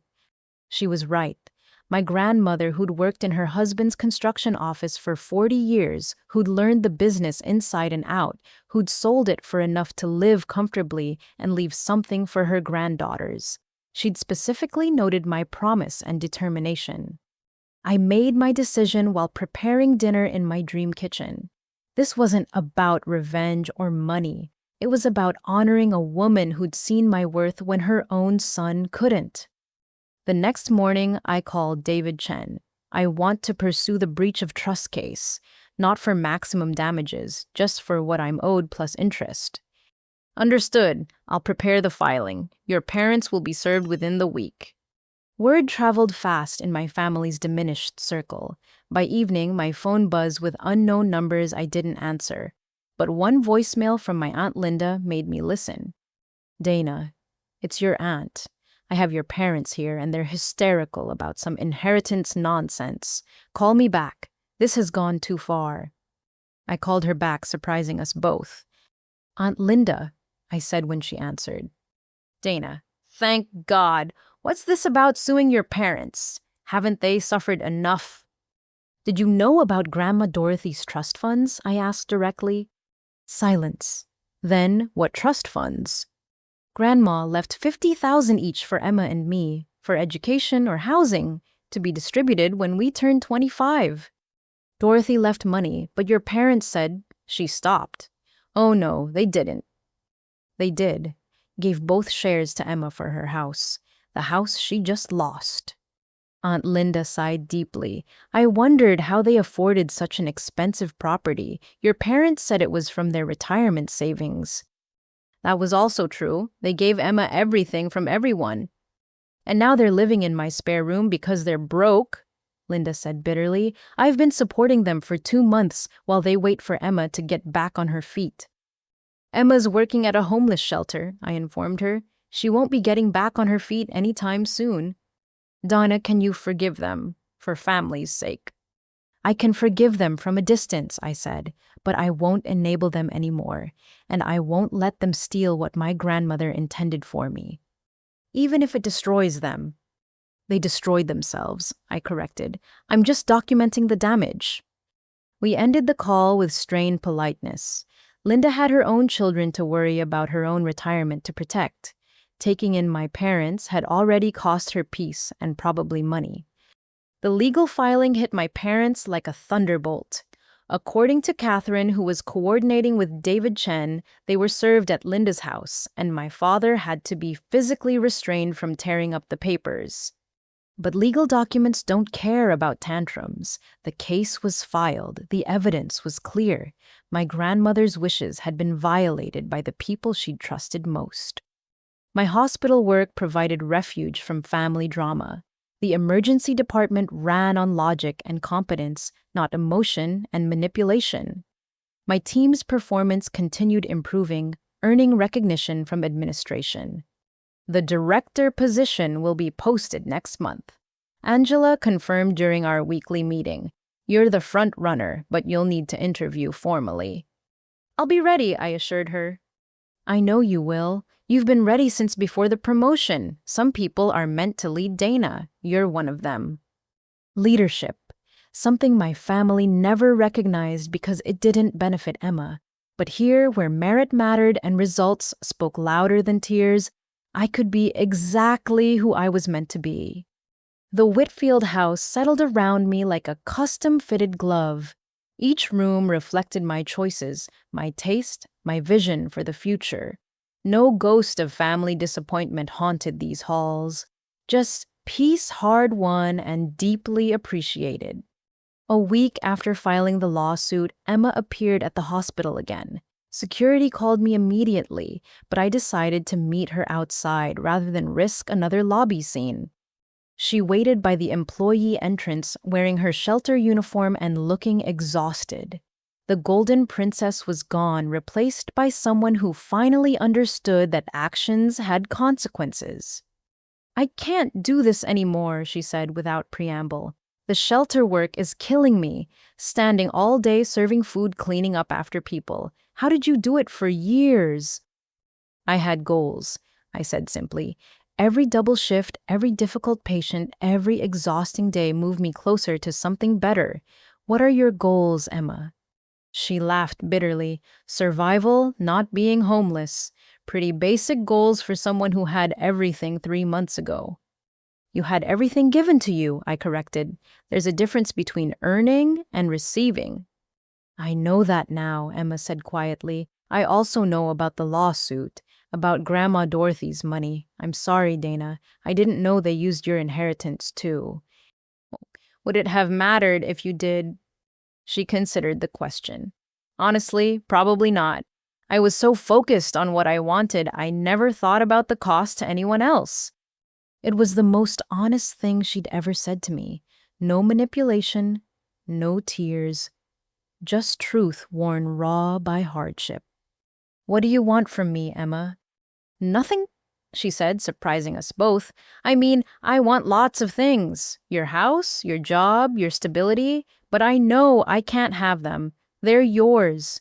You built them while I was playing princess with other people's money. So why are you here? To tell you something. Mom and Dad are planning something. I don't know what, but they're desperate.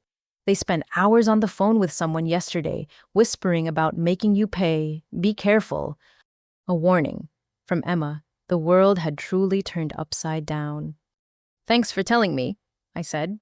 It's the least I can do. And Dana, the shelter job is horrible, but it's teaching me things, like how to work, how to budget, how to appreciate having a bed, even if it's in a shared room.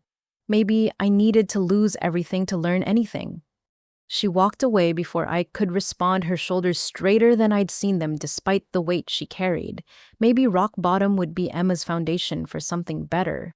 Or maybe she'd bounce between disasters forever. Either way, it wasn't my problem to solve. I returned to work, Emma's warning filed away with all the other chaos my family generated. Whatever my parents were planning, I had lawyers and documentation and truth on my side. The emergency department needed me. My patients needed me. My future needed me. And for the first time in my life, I needed only myself. The meeting with David Chen the following week revealed more than just the stolen inheritance. He'd uncovered a pattern of financial manipulation dating back years, all benefiting Emma at my expense. Your grandmother didn't just leave the trust funds, he explained, spreading documents across his desk. She also left personal items, jewelry specifically, several valuable pieces that were to be divided equally between granddaughters. I received nothing, I said, though I wasn't surprised. Emma wore Grandma's pearl necklace to her high school graduation, said Mom gave it to her. The pearl necklace was appraised at $12,000, David said. There was also a diamond engagement ring, a vintage Rolex, and several other pieces. Total value approximately $40,000. $40,000 in jewelry on top of the $50,000 trust fund. $90,000 of inheritance stolen and given to Emma, who'd probably sold it all by now for a fraction of its worth. How did you discover this? I asked. Your grandmother kept meticulous records. She photocopied everything, created detailed inventories. When your parents claimed the jewelry was lost, she apparently had doubts. She gave copies to her attorney with instructions to verify distribution after her death. That attorney retired, I took over his practice, and here we are. Can we prove they gave it to Emma? Already have, David smiled. Social media is wonderful for evidence. Emma posted photos wearing every piece tagged with captions like, Grandma's pearls make me feel special, and vintage Rolex from the best grandmother ever. She even posted about selling the engagement ring to fund her first failed business venture. The investigation had revealed what I'd always known but could never prove: my parents had systematically diverted every resource meant for both daughters exclusively to Emma. The favoritism went beyond emotional preference into actual fraud. There's more, David continued. Your parents also collected Social Security survivor benefits after your grandfather passed. Those were meant to support both minor children equally. I was 8 when he died. Emma was 5. The benefits continued until each child turned 18, based on records that money was deposited into accounts your parents controlled. Want to guess how it was distributed? All to Emma, I said wearily. Let me guess. Dance lessons, private school that year abroad in Paris when she was 17. Correct on all counts. You attended public school and worked part-time jobs while Emma enjoyed opportunities funded by money meant for both of you. The enormity of it settled over me like a weight. This wasn't just favoritism or poor parenting. This was systematic financial abuse spanning decades. What's the total? I asked. Everything they took that should have been mine? David calculated quickly. Between the trust fund jewelry and survivor benefits, approximately $130,000. Plus interest over the years, legal damages for breach of fiduciary duty, we're looking at close to $200,000. $200,000. The number my parents had accused me of hiding. They'd projected their own theft onto me, claiming I'd stolen what they'd actually taken. They have nothing left, I said. The house is gone. Their retirement is gone. They're living with my aunt. They have Social Security income starting next year, David noted. We could garnish that, or place liens on any future assets. The judgment would follow them. I thought about it while David waited patiently. My parents, already broken by their choices, facing legal judgment for decades of theft. Emma working minimum wage at a shelter, watching her parents pay for sins that benefited her. Is there another option? I asked. What did you have in mind? Full documentation of everything. A complete accounting they have to acknowledge. But instead of pursuing the full amount, they sign over any claim to future contact or harassment. Essentially, they admit what they did and agree to leave me alone forever. David raised his eyebrows. That's generous. They stole hundreds of thousands from you. They stole more than money, I said. They stole my childhood, my trust, my belief in family. I can't get those back, but I can get peace. I can draft that agreement, include a restraining order making contact illegal. They violated, we pursue the full judgment plus criminal charges. Do it.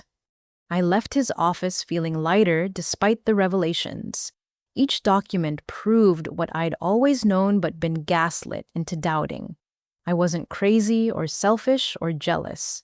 I was systematically robbed by the people supposed to protect me. That evening, I had dinner with Angela and her wife in my new home. They'd become mentors and friends, showing me what healthy relationships look like. Over wine and good food, I told them about the investigation's findings. 200,000, Angela whistled. That's a house. That's a college education. That's a future they stole. It's the past, I said. I made my own future despite them. Because of them, her wife Marie corrected gently, sometimes the worst experiences forge the strongest people. You had to become exceptional because ordinary would have left you with nothing. She was right. Every obstacle my parents created had forced me to find another way. Every resource they denied had taught me to be resourceful. Every rejection had built resilience I'd never have developed in comfort. The director interview is Tuesday, Angela mentioned. Are you ready? More than ready, I said. I've been preparing my whole life for chances like this. Good, because between us, the board is impressed with your background, your story overcoming everything to achieve what you have. That's the kind of leadership they want. My story, once a source of shame, now evidence of strength. The weekend passed peacefully. I worked on the house, adding personal touches that made it truly mine. The garden needed attention, and I found peace in planting flowers my grandmother would have loved. Dorothy Fletcher had grown roses and vegetables with equal skill, creating beauty and sustenance from soil and sunshine. Monday brought the legal summons to my parents. David called that afternoon with their reaction. Your father tried to claim the documents were forged. When I showed Emma's social media evidence, your mother broke down completely. They've agreed to meet Wednesday to discuss terms. Will Emma be there? Unknown. She wasn't included in the legal action since she was a minor for most of the theft, but your parents might bring her for emotional support. Or manipulation, more likely, but I'd grown immune to their tactics. The truth was documented, filed with the court beyond their ability to deny or deflect. Tuesday's director interview went flawlessly. I presented my vision for emergency services backed by metrics from my current role and plans for future improvements. Though the board asked challenging questions, I answered with confidence earned through experience. One last question, the board president said. Healthcare leadership requires difficult decisions, often under pressure. Can you share an example of making a hard choice that proved right despite opposition? I thought of my birthday dinner, walking out silently rather than arguing, of changing my phone number despite family harassment, of pursuing this lawsuit despite knowing it would sever ties forever. Recently, I had to choose between enabling destructive family patterns and protecting my own growth. I said carefully. I chose growth despite significant pressure to maintain toxic dynamics. That decision led directly to opportunities like this one where I can use my experience to help others. Sometimes the hardest decisions yield the greatest rewards, she observed. Thank you for your candor. I left knowing I'd secured the position, not through family connections or favoritism, but through merit and persistence. The official offer would come within days, but I could feel the shift already happening. Wednesday arrived gray and drizzling, appropriate weather for ending a family. David had arranged a conference room at his firm Neutral Ground for signing away relationships. I arrived early, centered, and calm. The documents were ready. A full accounting of theft spanning 20 years, followed by terms that exchanged mercy for freedom. They'd acknowledge their actions and forfeit any right to contact me. In return, I'd accept a token payment of $10,000 over 10 years, rather than pursuing the full judgment. It's more than they deserve, David warned one last time. It's what I need, I replied. Not their money, but their absence. My parents arrived looking like refugees from their own lives. Emma wasn't with them, but Linda was glaring at me like I'd caused this situation rather than survived it. How could you? Linda started immediately. Your own parents stole $200,000 from their own daughter, David interrupted smoothly. Would you like to see the evidence? It's quite comprehensive. The next hour was brutal. David presented each theft methodically while my parents shrank smaller in their chairs. The trust fund documentation, Emma's photos wearing my grandmother's jewelry, bank records showing survivor benefits diverted entirely to Emma's activities. This can't be right, my mother whispered. We were just trying to help Emma succeed. With money specifically designated for both daughters, David clarified, money you were legally obligated to distribute equally. Instead, you gave one daughter everything and told the other she didn't deserve anything. My father attempted his usual bluster. Dinah was always independent. She didn't need. I needed parents, I said quietly. I needed fair treatment. I needed to know I mattered as much as Emma. You couldn't give me those things, so you sure as hell don't get to claim you are protecting me by stealing my inheritance. Linda tried once more. But pursuing this will destroy them. They'll have nothing. They had everything, I corrected. 2 daughters' careers, retirement savings, a paid-off house. They gave it all to Emma, and it's gone. That's not my fault or my problem. David presented the settlement terms. $10,000 over 10 years, $100 a month instead of garnished Social Security and liens following them forever. All they had to do was sign the truth and agree to leave me alone. This is extortion, my father spat. This is mercy, David replied. The alternative is a full judgment that will take everything you earn for the rest of your lives. My mother read through the documents, tears dripping onto pages that detailed decades of choosing Emma over me.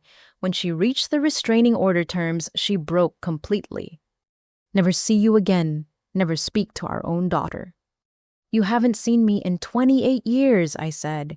You looked through me to find Emma. You spoke at me, not to me. This just makes it official. The truth hung in the air like smoke. They'd had thousands of days to see me, speak to me, value me. They'd chosen Emma every time. Now I was choosing myself. What about holidays? Linda asked. Family gatherings? I have a family, I said. People who chose me, support me, celebrate with me. Blood relation without relationship isn't family. It's just genetics. My father signed first, his signature angry slashes across paper. My mother's hand shook so badly Linda had to steady it, but she signed, making legal what had always been true. They left without goodbye, which felt appropriate. We'd been strangers sharing DNA for years. The paperwork just made it official. David gathered the documents, now binding contracts, that bought my freedom for $100 a month. You did the right thing, he said, both legally and personally. I drove home through clearing weather, the rain stopping as I pulled into my driveway. The Whitfield house welcomed me with afternoon light through clean windows and the promise of peaceful dinners without family drama. Inside, I called Sarah with the news. It's done. They signed everything. How do you feel? She asked. I considered the question while looking out at my backyard where grandmother's roses would bloom come spring. Free, I said finally, for the first time in my life, completely free. The peace lasted exactly 10 days. I should have known my family's signing. Legal documents meant nothing to people who'd spent decades ignoring boundaries. The first violation came through Emma, always their chosen messenger, when manipulation required a softer touch. She appeared at my housewarming party uninvited, slipping in with arriving guests before anyone noticed she didn't belong. I was in the kitchen with Sarah when Angela found me. "There's a situation," she said quietly. "Your sister is here. She brought your parents. They're in the living room making people uncomfortable." The audacity was breathtaking. A legal restraining order apparently meant nothing compared to their need to insert themselves into my success. I found them holding court near the fireplace, my father lecturing my hospital colleagues about family values while my mother clutched tissues like props. Emma had dressed carefully for the occasion, wearing clothes that suggested prosperity despite her shelter job. She'd positioned herself as the bridge between worlds, the reasonable daughter trying to heal family wounds. Several guests watched uncertainly, unsure whether this was planned drama or genuine intrusion. "You need to leave," I said, clearly not bothering with pretense. "All of you, now." "Dana," Emma gasped with practiced shock. "We're family. Surely whatever disagreements we've had can be set aside for one evening." "You're violating a restraining order," I stated. "I'm calling the police." My mother burst into theatrical tears. "You'd have your own parents arrested at your housewarming. What will people think?" "They'll think I have boundaries," I said, already dialing, "and a legal system that enforces them." My father tried intimidation. "Put that phone down, Dana. We need to talk like adults." "Adults honor legal agreements," I replied. "You signed documents 10 days ago agreeing to no contact. Yet here you are in my home, uninvited and unwelcome." The room had gone silent. My colleagues watching the scene with professional interest. These were emergency department staff who'd seen every family drama imaginable. They recognized manipulation when it performed in their presence. "Please," Emma said, switching to desperation. "Marcus is back. He's threatening to take everything in the divorce unless I pay him off. $50,000, or he'll destroy me completely." "This is still not my problem," I said as the 911 operator answered. "Yes, I need to report a restraining order violation. 3 individuals who are legally barred from contact are in my home refusing to leave." The speed with which they fled was almost comical. My father grabbed my mother's arm, Emma scrambled for the door, and within seconds, they'd vanished into the night. But the damage was done. My celebration had been tainted by their presence, my colleagues left processing the family dysfunction they'd witnessed. "Well," Sarah said into the awkward silence, "that was entertainment you don't usually get at housewarming parties." The tension broke with nervous laughter. Angela raised her wine glass. "To Dana, who just showed us all how to handle boundaries with style." The party recovered, possibly bonding more over shared witness to drama than any planned activity could have achieved. But I knew this wasn't over. My family had shown their contempt for legal boundaries. They'd escalate until forced to stop. The police arrived after guests had left, taking my statement and documenting the violation. The officer, a tired woman who'd seen too much, was sympathetic but realistic. "First violations rarely result in arrest unless there's violence or threats," she explained. "But this creates a record. Next time, they'll likely face charges." "There will be a next time," I said certainly. "There usually is. Stay vigilant. Document everything. Don't engage if they approach you in public. Let the law handle it." Easy advice to give, harder to follow when your stalkers share your DNA and know every button to push. But I'd grown beyond their reach emotionally, if not physically. The director position offer came the next day, perfect timing to overshadow family drama with professional triumph. The salary increase was substantial, the responsibilities, everything I'd worked toward. I accepted immediately, scheduling my start date for the following month. Emma's divorce proceedings became public record searchable online for anyone curious enough to look. Marcus was indeed seeking damages, claiming fraud and intentional infliction of emotional distress. His filing included screenshots of Emma's social media posts bragging about deceiving him, spending his money, and planning to take him for everything once married. The irony was delicious. Emma, who'd perfected victim playing against our parents, had met someone who documented her lies and fought back with lawyers instead of enabling. She'd married him for money that didn't exist and now faced financial ruin from the divorce. My parents' situation grew equally desperate. Linda had given them 30 days to find alternative housing, exhausted by their drama and demands. They'd applied for subsidized senior housing but didn't qualify. Too young and too recently possessed of assets they'd squandered. A week after the party violation, I received a call from Adult Protective Services. Someone had reported me for elder abuse and abandonment, claiming I'd stolen my parents' life savings and left them homeless. The social worker, Beth, sounded apologetic but thorough. "We're required to investigate all reports. Can we schedule a home visit to discuss the situation?" "Of course," I agreed, fury buried under cooperation. "I have extensive documentation about my family's financial situation. When would you like to meet?" We scheduled for 2 days later. I spent the time organizing evidence, the legal settlement proof of their theft, documentation of the restraining order and its violation. David Chen provided a summary of his investigation findings. Catherine offered to attend as my attorney. Beth arrived precisely on time, a middle-aged woman with kind eyes and careful questions. She toured my home, noting its comfort but not ostentation, and reviewed my documents with growing understanding. "Your parents stole $200,000 from you," she summarized. "Gave it all to your sister, who lost it. You sued but settled for basically nothing except distance. Now they're claiming you abused them." "They're desperate," I explained, "and they've always seen me as responsible for fixing their problems. When legal boundaries didn't work, they're trying other systems." "This is clearly a retaliatory report," Beth concluded. "I'll close the case as unfounded, but Ms. Fletcher, be careful. Desperate people do desperate things." Her warning proved prophetic. 3 days later, Emma appeared at the hospital during shift change, positioning herself for maximum visibility.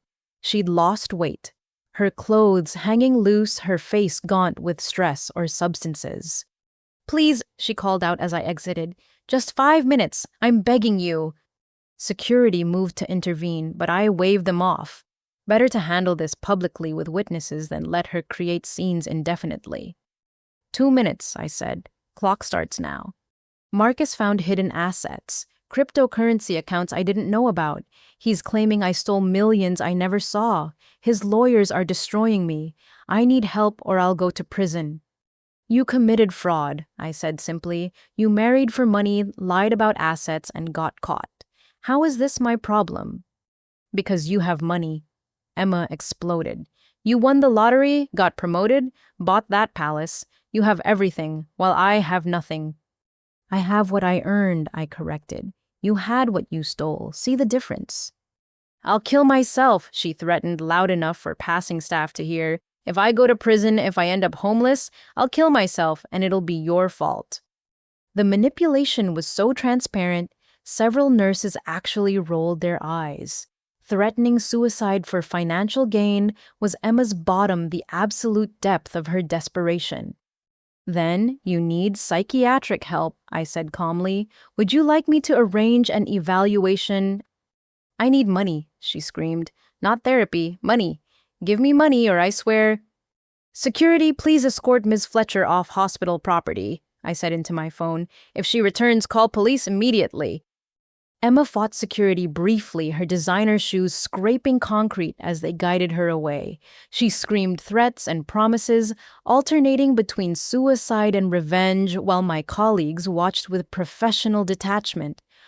"Your family seems fun," one of the emergency physicians commented dryly. They're not my family, I replied. They're people I share genetics with who never learn that actions have consequences.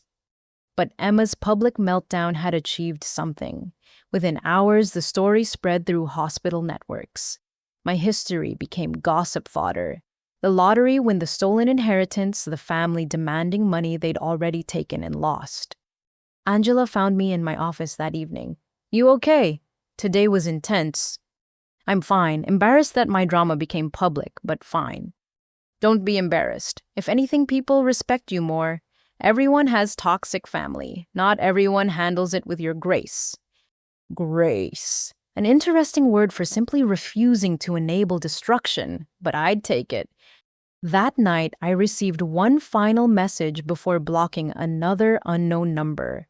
A photo of my parents at a food bank, my mother's face carefully positioned to show tears while my father looked stoically impoverished.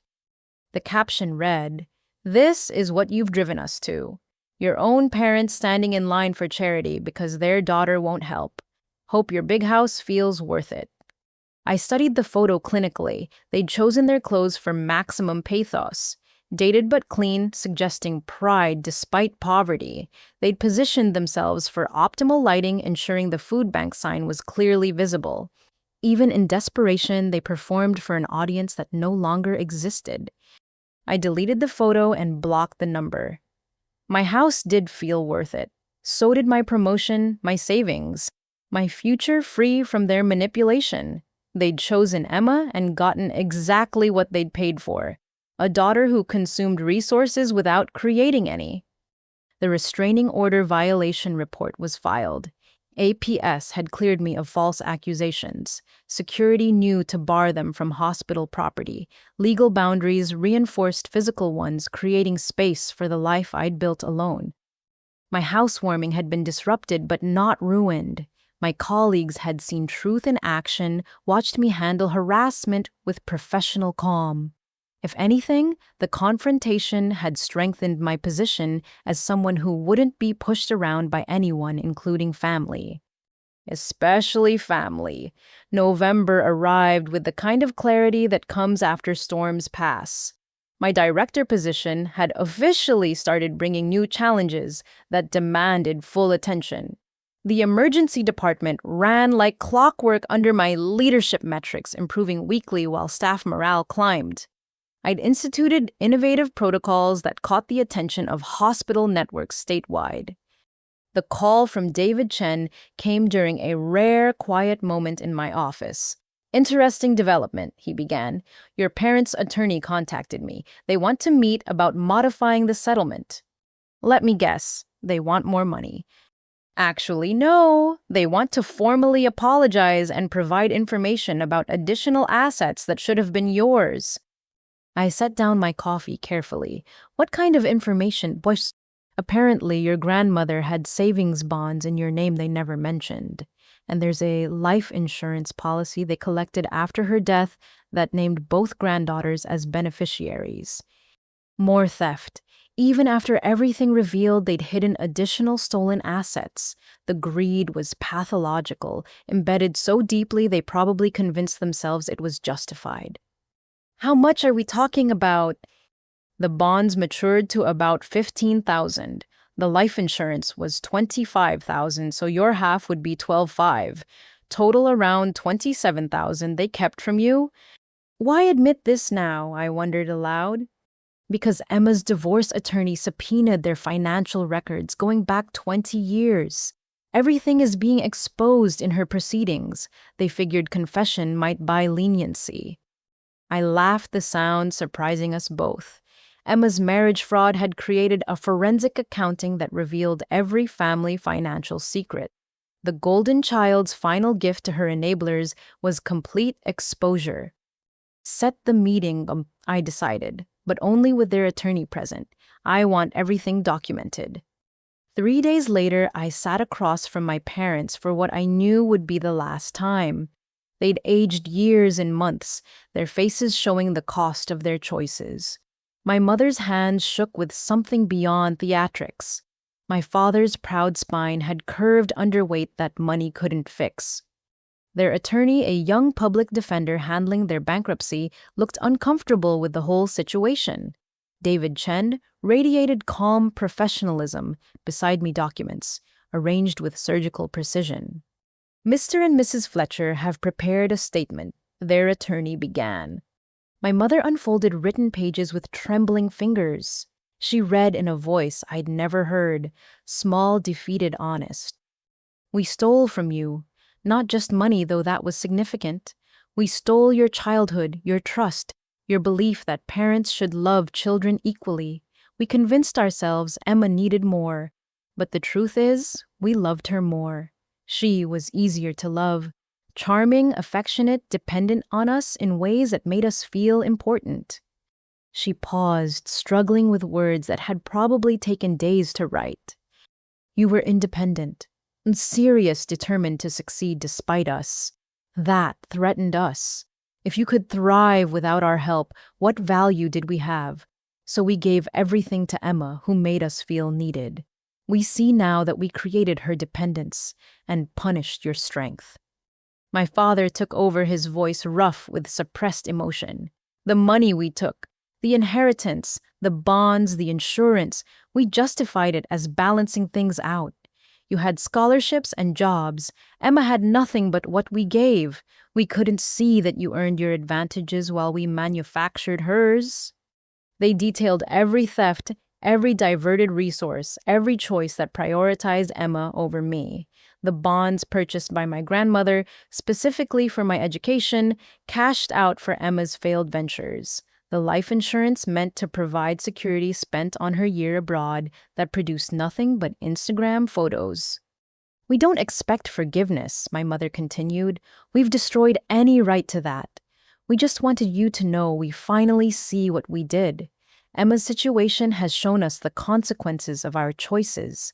She can't function as an adult because we never required her to. And we drove away the daughter who could have helped us navigate aging because we couldn't stop seeing her as a resource instead of a person.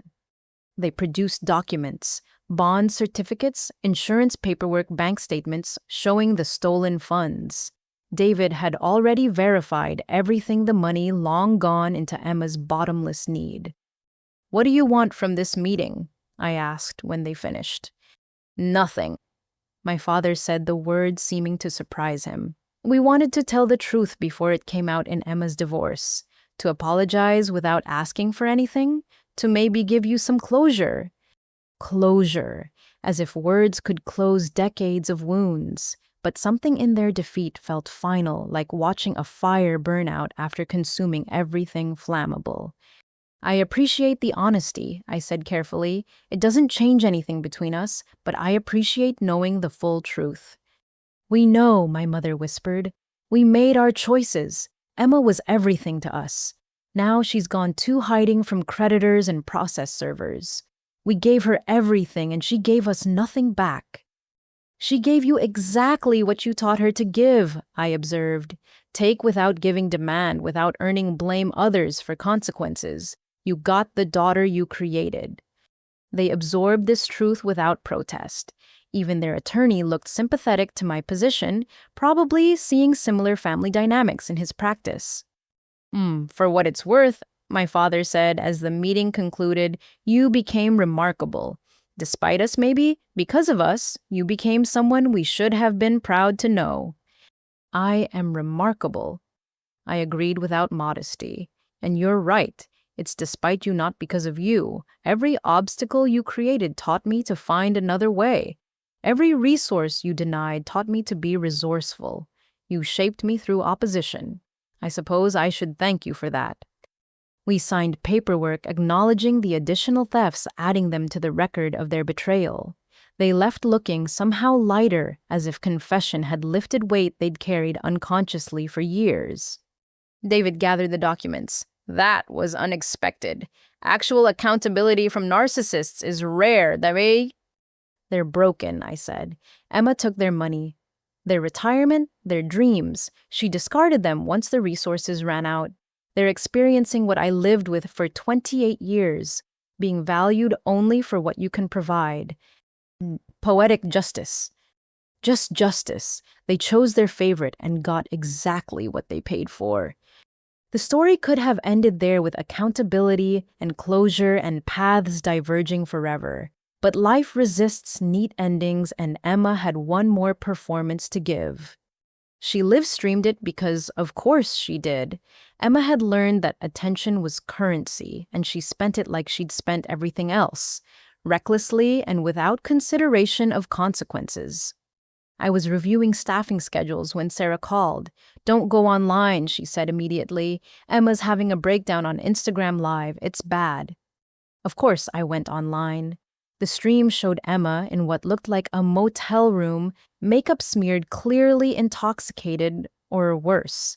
She ranted about family betrayal, about Marcus's lies, about the unfairness of consequences. But mostly, she raged about me.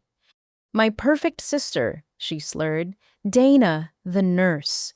Dana, the director Dana, who won the lottery while I lost everything. You want to know the truth about Dana. She's cold, heartless. What kind of person lets their sister become homeless?"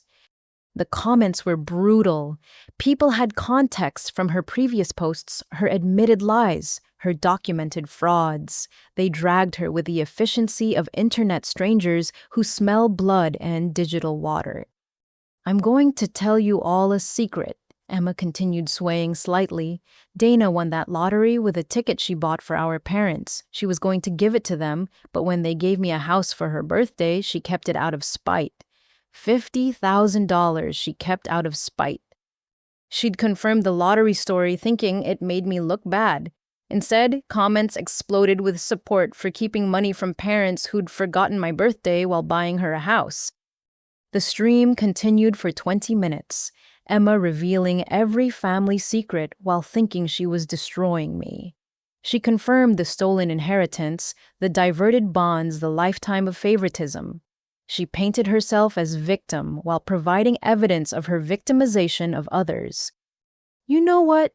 she said, finally mascara creating abstract art on her cheeks. "I'm glad Dana cut us off. You know why? Because now I don't have to pretend anymore. I don't have to act grateful or loving or like family means anything. It doesn't. Family is just people who share DNA who you're stuck with until you're not." She ended the stream with a middle finger to the camera and a promise to disappear forever. The video went viral within hours, shared by people fascinated by the family drama and Emma's complete lack of self-awareness. My phone buzzed with messages from colleagues who'd seen it, support, sympathy, and more than a few jokes about having normal families after all. The hospital's PR department reached out concerned about my association with the viral moment. "I'm not responsible for my sister's choices," I told them. "My work stands separate from my family's dysfunction." They agreed, especially after the board president called to express personal support. Apparently, she'd dealt with similar family dynamics and admired my boundaries. Emma's live stream became her final act in our family drama. She vanished afterward, deleting her social media and disappearing into whatever life she could build from rubble. The divorce proceeded without her presence, default judgments issued against someone who'd stopped fighting. My parents faded into their elder years, supported by social services and Linda's grudging charity. They sent no more messages, made no more attempts at contact. The weight of their choices had finally exceeded their energy to deflect consequences. 6 months after Emma's live stream, I stood in my grandmother Dorothy's garden, now my garden, watching spring arrive in careful stages. The roses I'd planted bloomed in colors she'd have loved, while vegetables grew in neat rows that honored her practical nature. This house, this life, this peace had all sprouted from seeds of pain that somehow produced beauty. My phone rang with Angela's distinctive tone. "Did you see the news?" "Which news?" I asked, though few things surprised me anymore. "You've been selected for the Healthcare Innovation Award. The State Hospital Association wants to recognize your Emergency Department Transformation Program. It's a big deal, Dana." I sank onto the garden bench my contractor had installed precisely where I'd imagined it. The award came with speaking engagements, publication opportunities, and a trajectory toward healthcare leadership I once only dreamed about. That's incredible, I managed. You've earned it. The committee was particularly impressed by your staff retention rates and patient satisfaction scores. Whatever you're doing over there, it's working. What I was doing was simple treating people with the respect and recognition I'd craved for 28 years. Every nurse, every technician, every member of my team knew their value because I made sure they did. The appreciation I'd never received became the foundation of my leadership style. The ceremony is next month, Angela continued. You'll need to prepare a speech about overcoming challenges in healthcare innovation. Overcoming challenges. I could write volumes about that topic, though my biggest challenges had worn familiar faces and called themselves family. That evening, I hosted dinner for my chosen family. Sarah, Angela, and her wife colleagues who'd become friends, mentors who'd become supporters. We gathered around my dining table, sharing food and wine and the easy conversation of people who genuinely enjoyed each other's company. A toast, Sarah proposed, raising her glass, to Dana, who proved that the best revenge isn't living well, it's living authentically. To authenticity, we chorused, crystal chiming with promise. The conversation flowed naturally to plans and dreams. Sarah was opening her own practice. Angela was being recruited for a position in Chicago. Everyone around my table was building something meaningful, supported by chosen family who celebrated rather than competed. "Any word from your birth family?" Angela's wife asked gently. "No," I said easily, "and that's perfect." It was. The silence that had once felt like rejection now wrapped around me like comfort. No manipulation disguised as love, no guilt dressed as obligation, no demands masquerading as family bonds, just peace earned through boundaries and maintained through conviction. Later, alone in my kitchen, I pulled out the folder I'd kept from the beginning, every document telling the story. The lottery ticket, claim, the house papers, the legal settlements, the restraining orders. Evidence of a journey from invisible daughter to visible leader. At the very bottom lay the receipt for that $5 scratch-off, purchased with such hope on my 28th birthday. $5 that became 50,000. 50,000 that became freedom. Freedom that became a life worth living. I thought about my grandmother Dorothy, who tried to provide for both granddaughters equally. She'd never know that they stole my portion, but perhaps she'd know that I'd survived the theft, that I'd built something solid on ground they'd tried to leave barren. The doorbell interrupted my reflection. Through the peephole, I saw a delivery driver with an envelope requiring signature. Inside, a single sheet of expensive stationery bore Emma's handwriting. Not her usual scrawl, but careful cursive that suggested effort. Dana, I'm writing from rehab. Rock bottom has a basement, and I found it. But maybe that's where you finally see clearly. I'm not writing to ask for anything. Not money, not forgiveness, not even acknowledgement. I'm writing to say you were right. About everything. Every warning you gave, every boundary you set, every prediction about consequences. All of it was right. I'm 26 and starting over with nothing but clarity. The boutique was always a fantasy. Marcus was a mark who marked me better. Mom and Dad were enablers who disabled me from becoming functional. And you were the sister I should have learned from instead of learned to exploit. They told us in group therapy to make amends without expectation. So this is mine, I'm sorry. For the birthday dinner for the house, for every manipulation and scheme and entitled demand. Most of all, I'm sorry for making you responsible for my failures while taking credit for your successes. You saved yourself by leaving us behind. I'm trying to save myself by accepting why you had to. Don't respond to this. Your silence is the boundary I finally understand. I just wanted you to know that somewhere in this wreckage, accountability finally found me. Or I found it. Either way, it's mine now. I hope your life is everything you built it to be. Emma. I read it twice, then filed it with the other documents, not as evidence of wrongdoing, but as evidence of growth. Even Emma, the golden child who tarnished everything she touched, could apparently learn when consequences became unavoidable teachers. The spring evening settled around my house like a blessing. Somewhere my parents navigated their diminished life, learning too late that love shouldn't be transactional.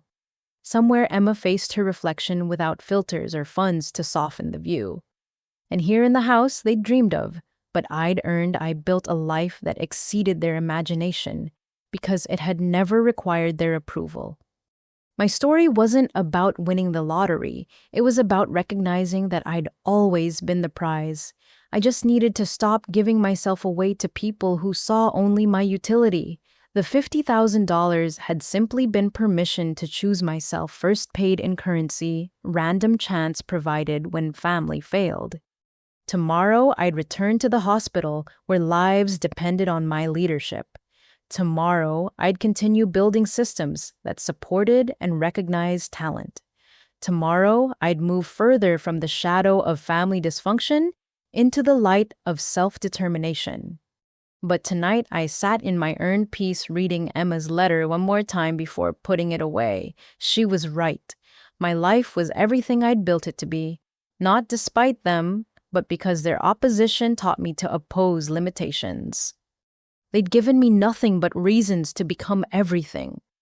The lottery ticket had been just paper and possibility. The real fortune was discovering I'd been valuable all along. I'd just been investing in the wrong people, now surrounded by chosen family, building a career that mattered, living in space that reflected my worth. I understood the difference between luck and earned rewards. One was random, the other was revenge served at exactly the right temperature. A life well lived, consciously chosen, and completely mine.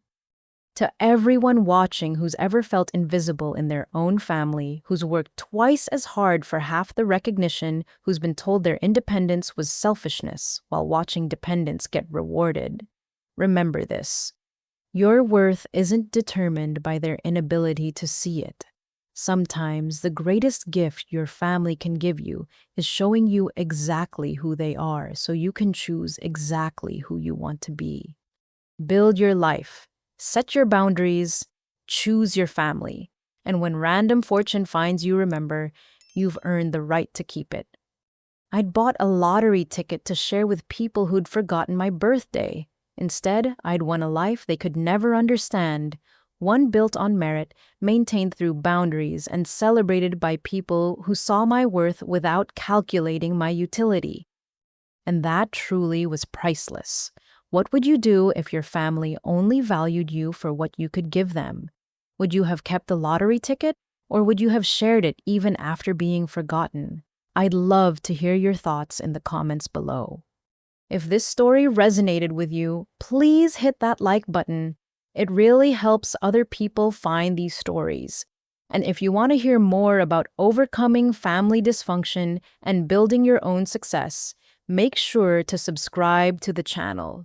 These stories matter because your experiences matter. Share this with someone who needs to hear that their worth isn't determined by family approval. Sometimes the best family is the one you choose. Thank you for listening to my story. Remember, you deserve to be seen, valued, and celebrated for exactly who you are. Until next time, keep building your own happiness.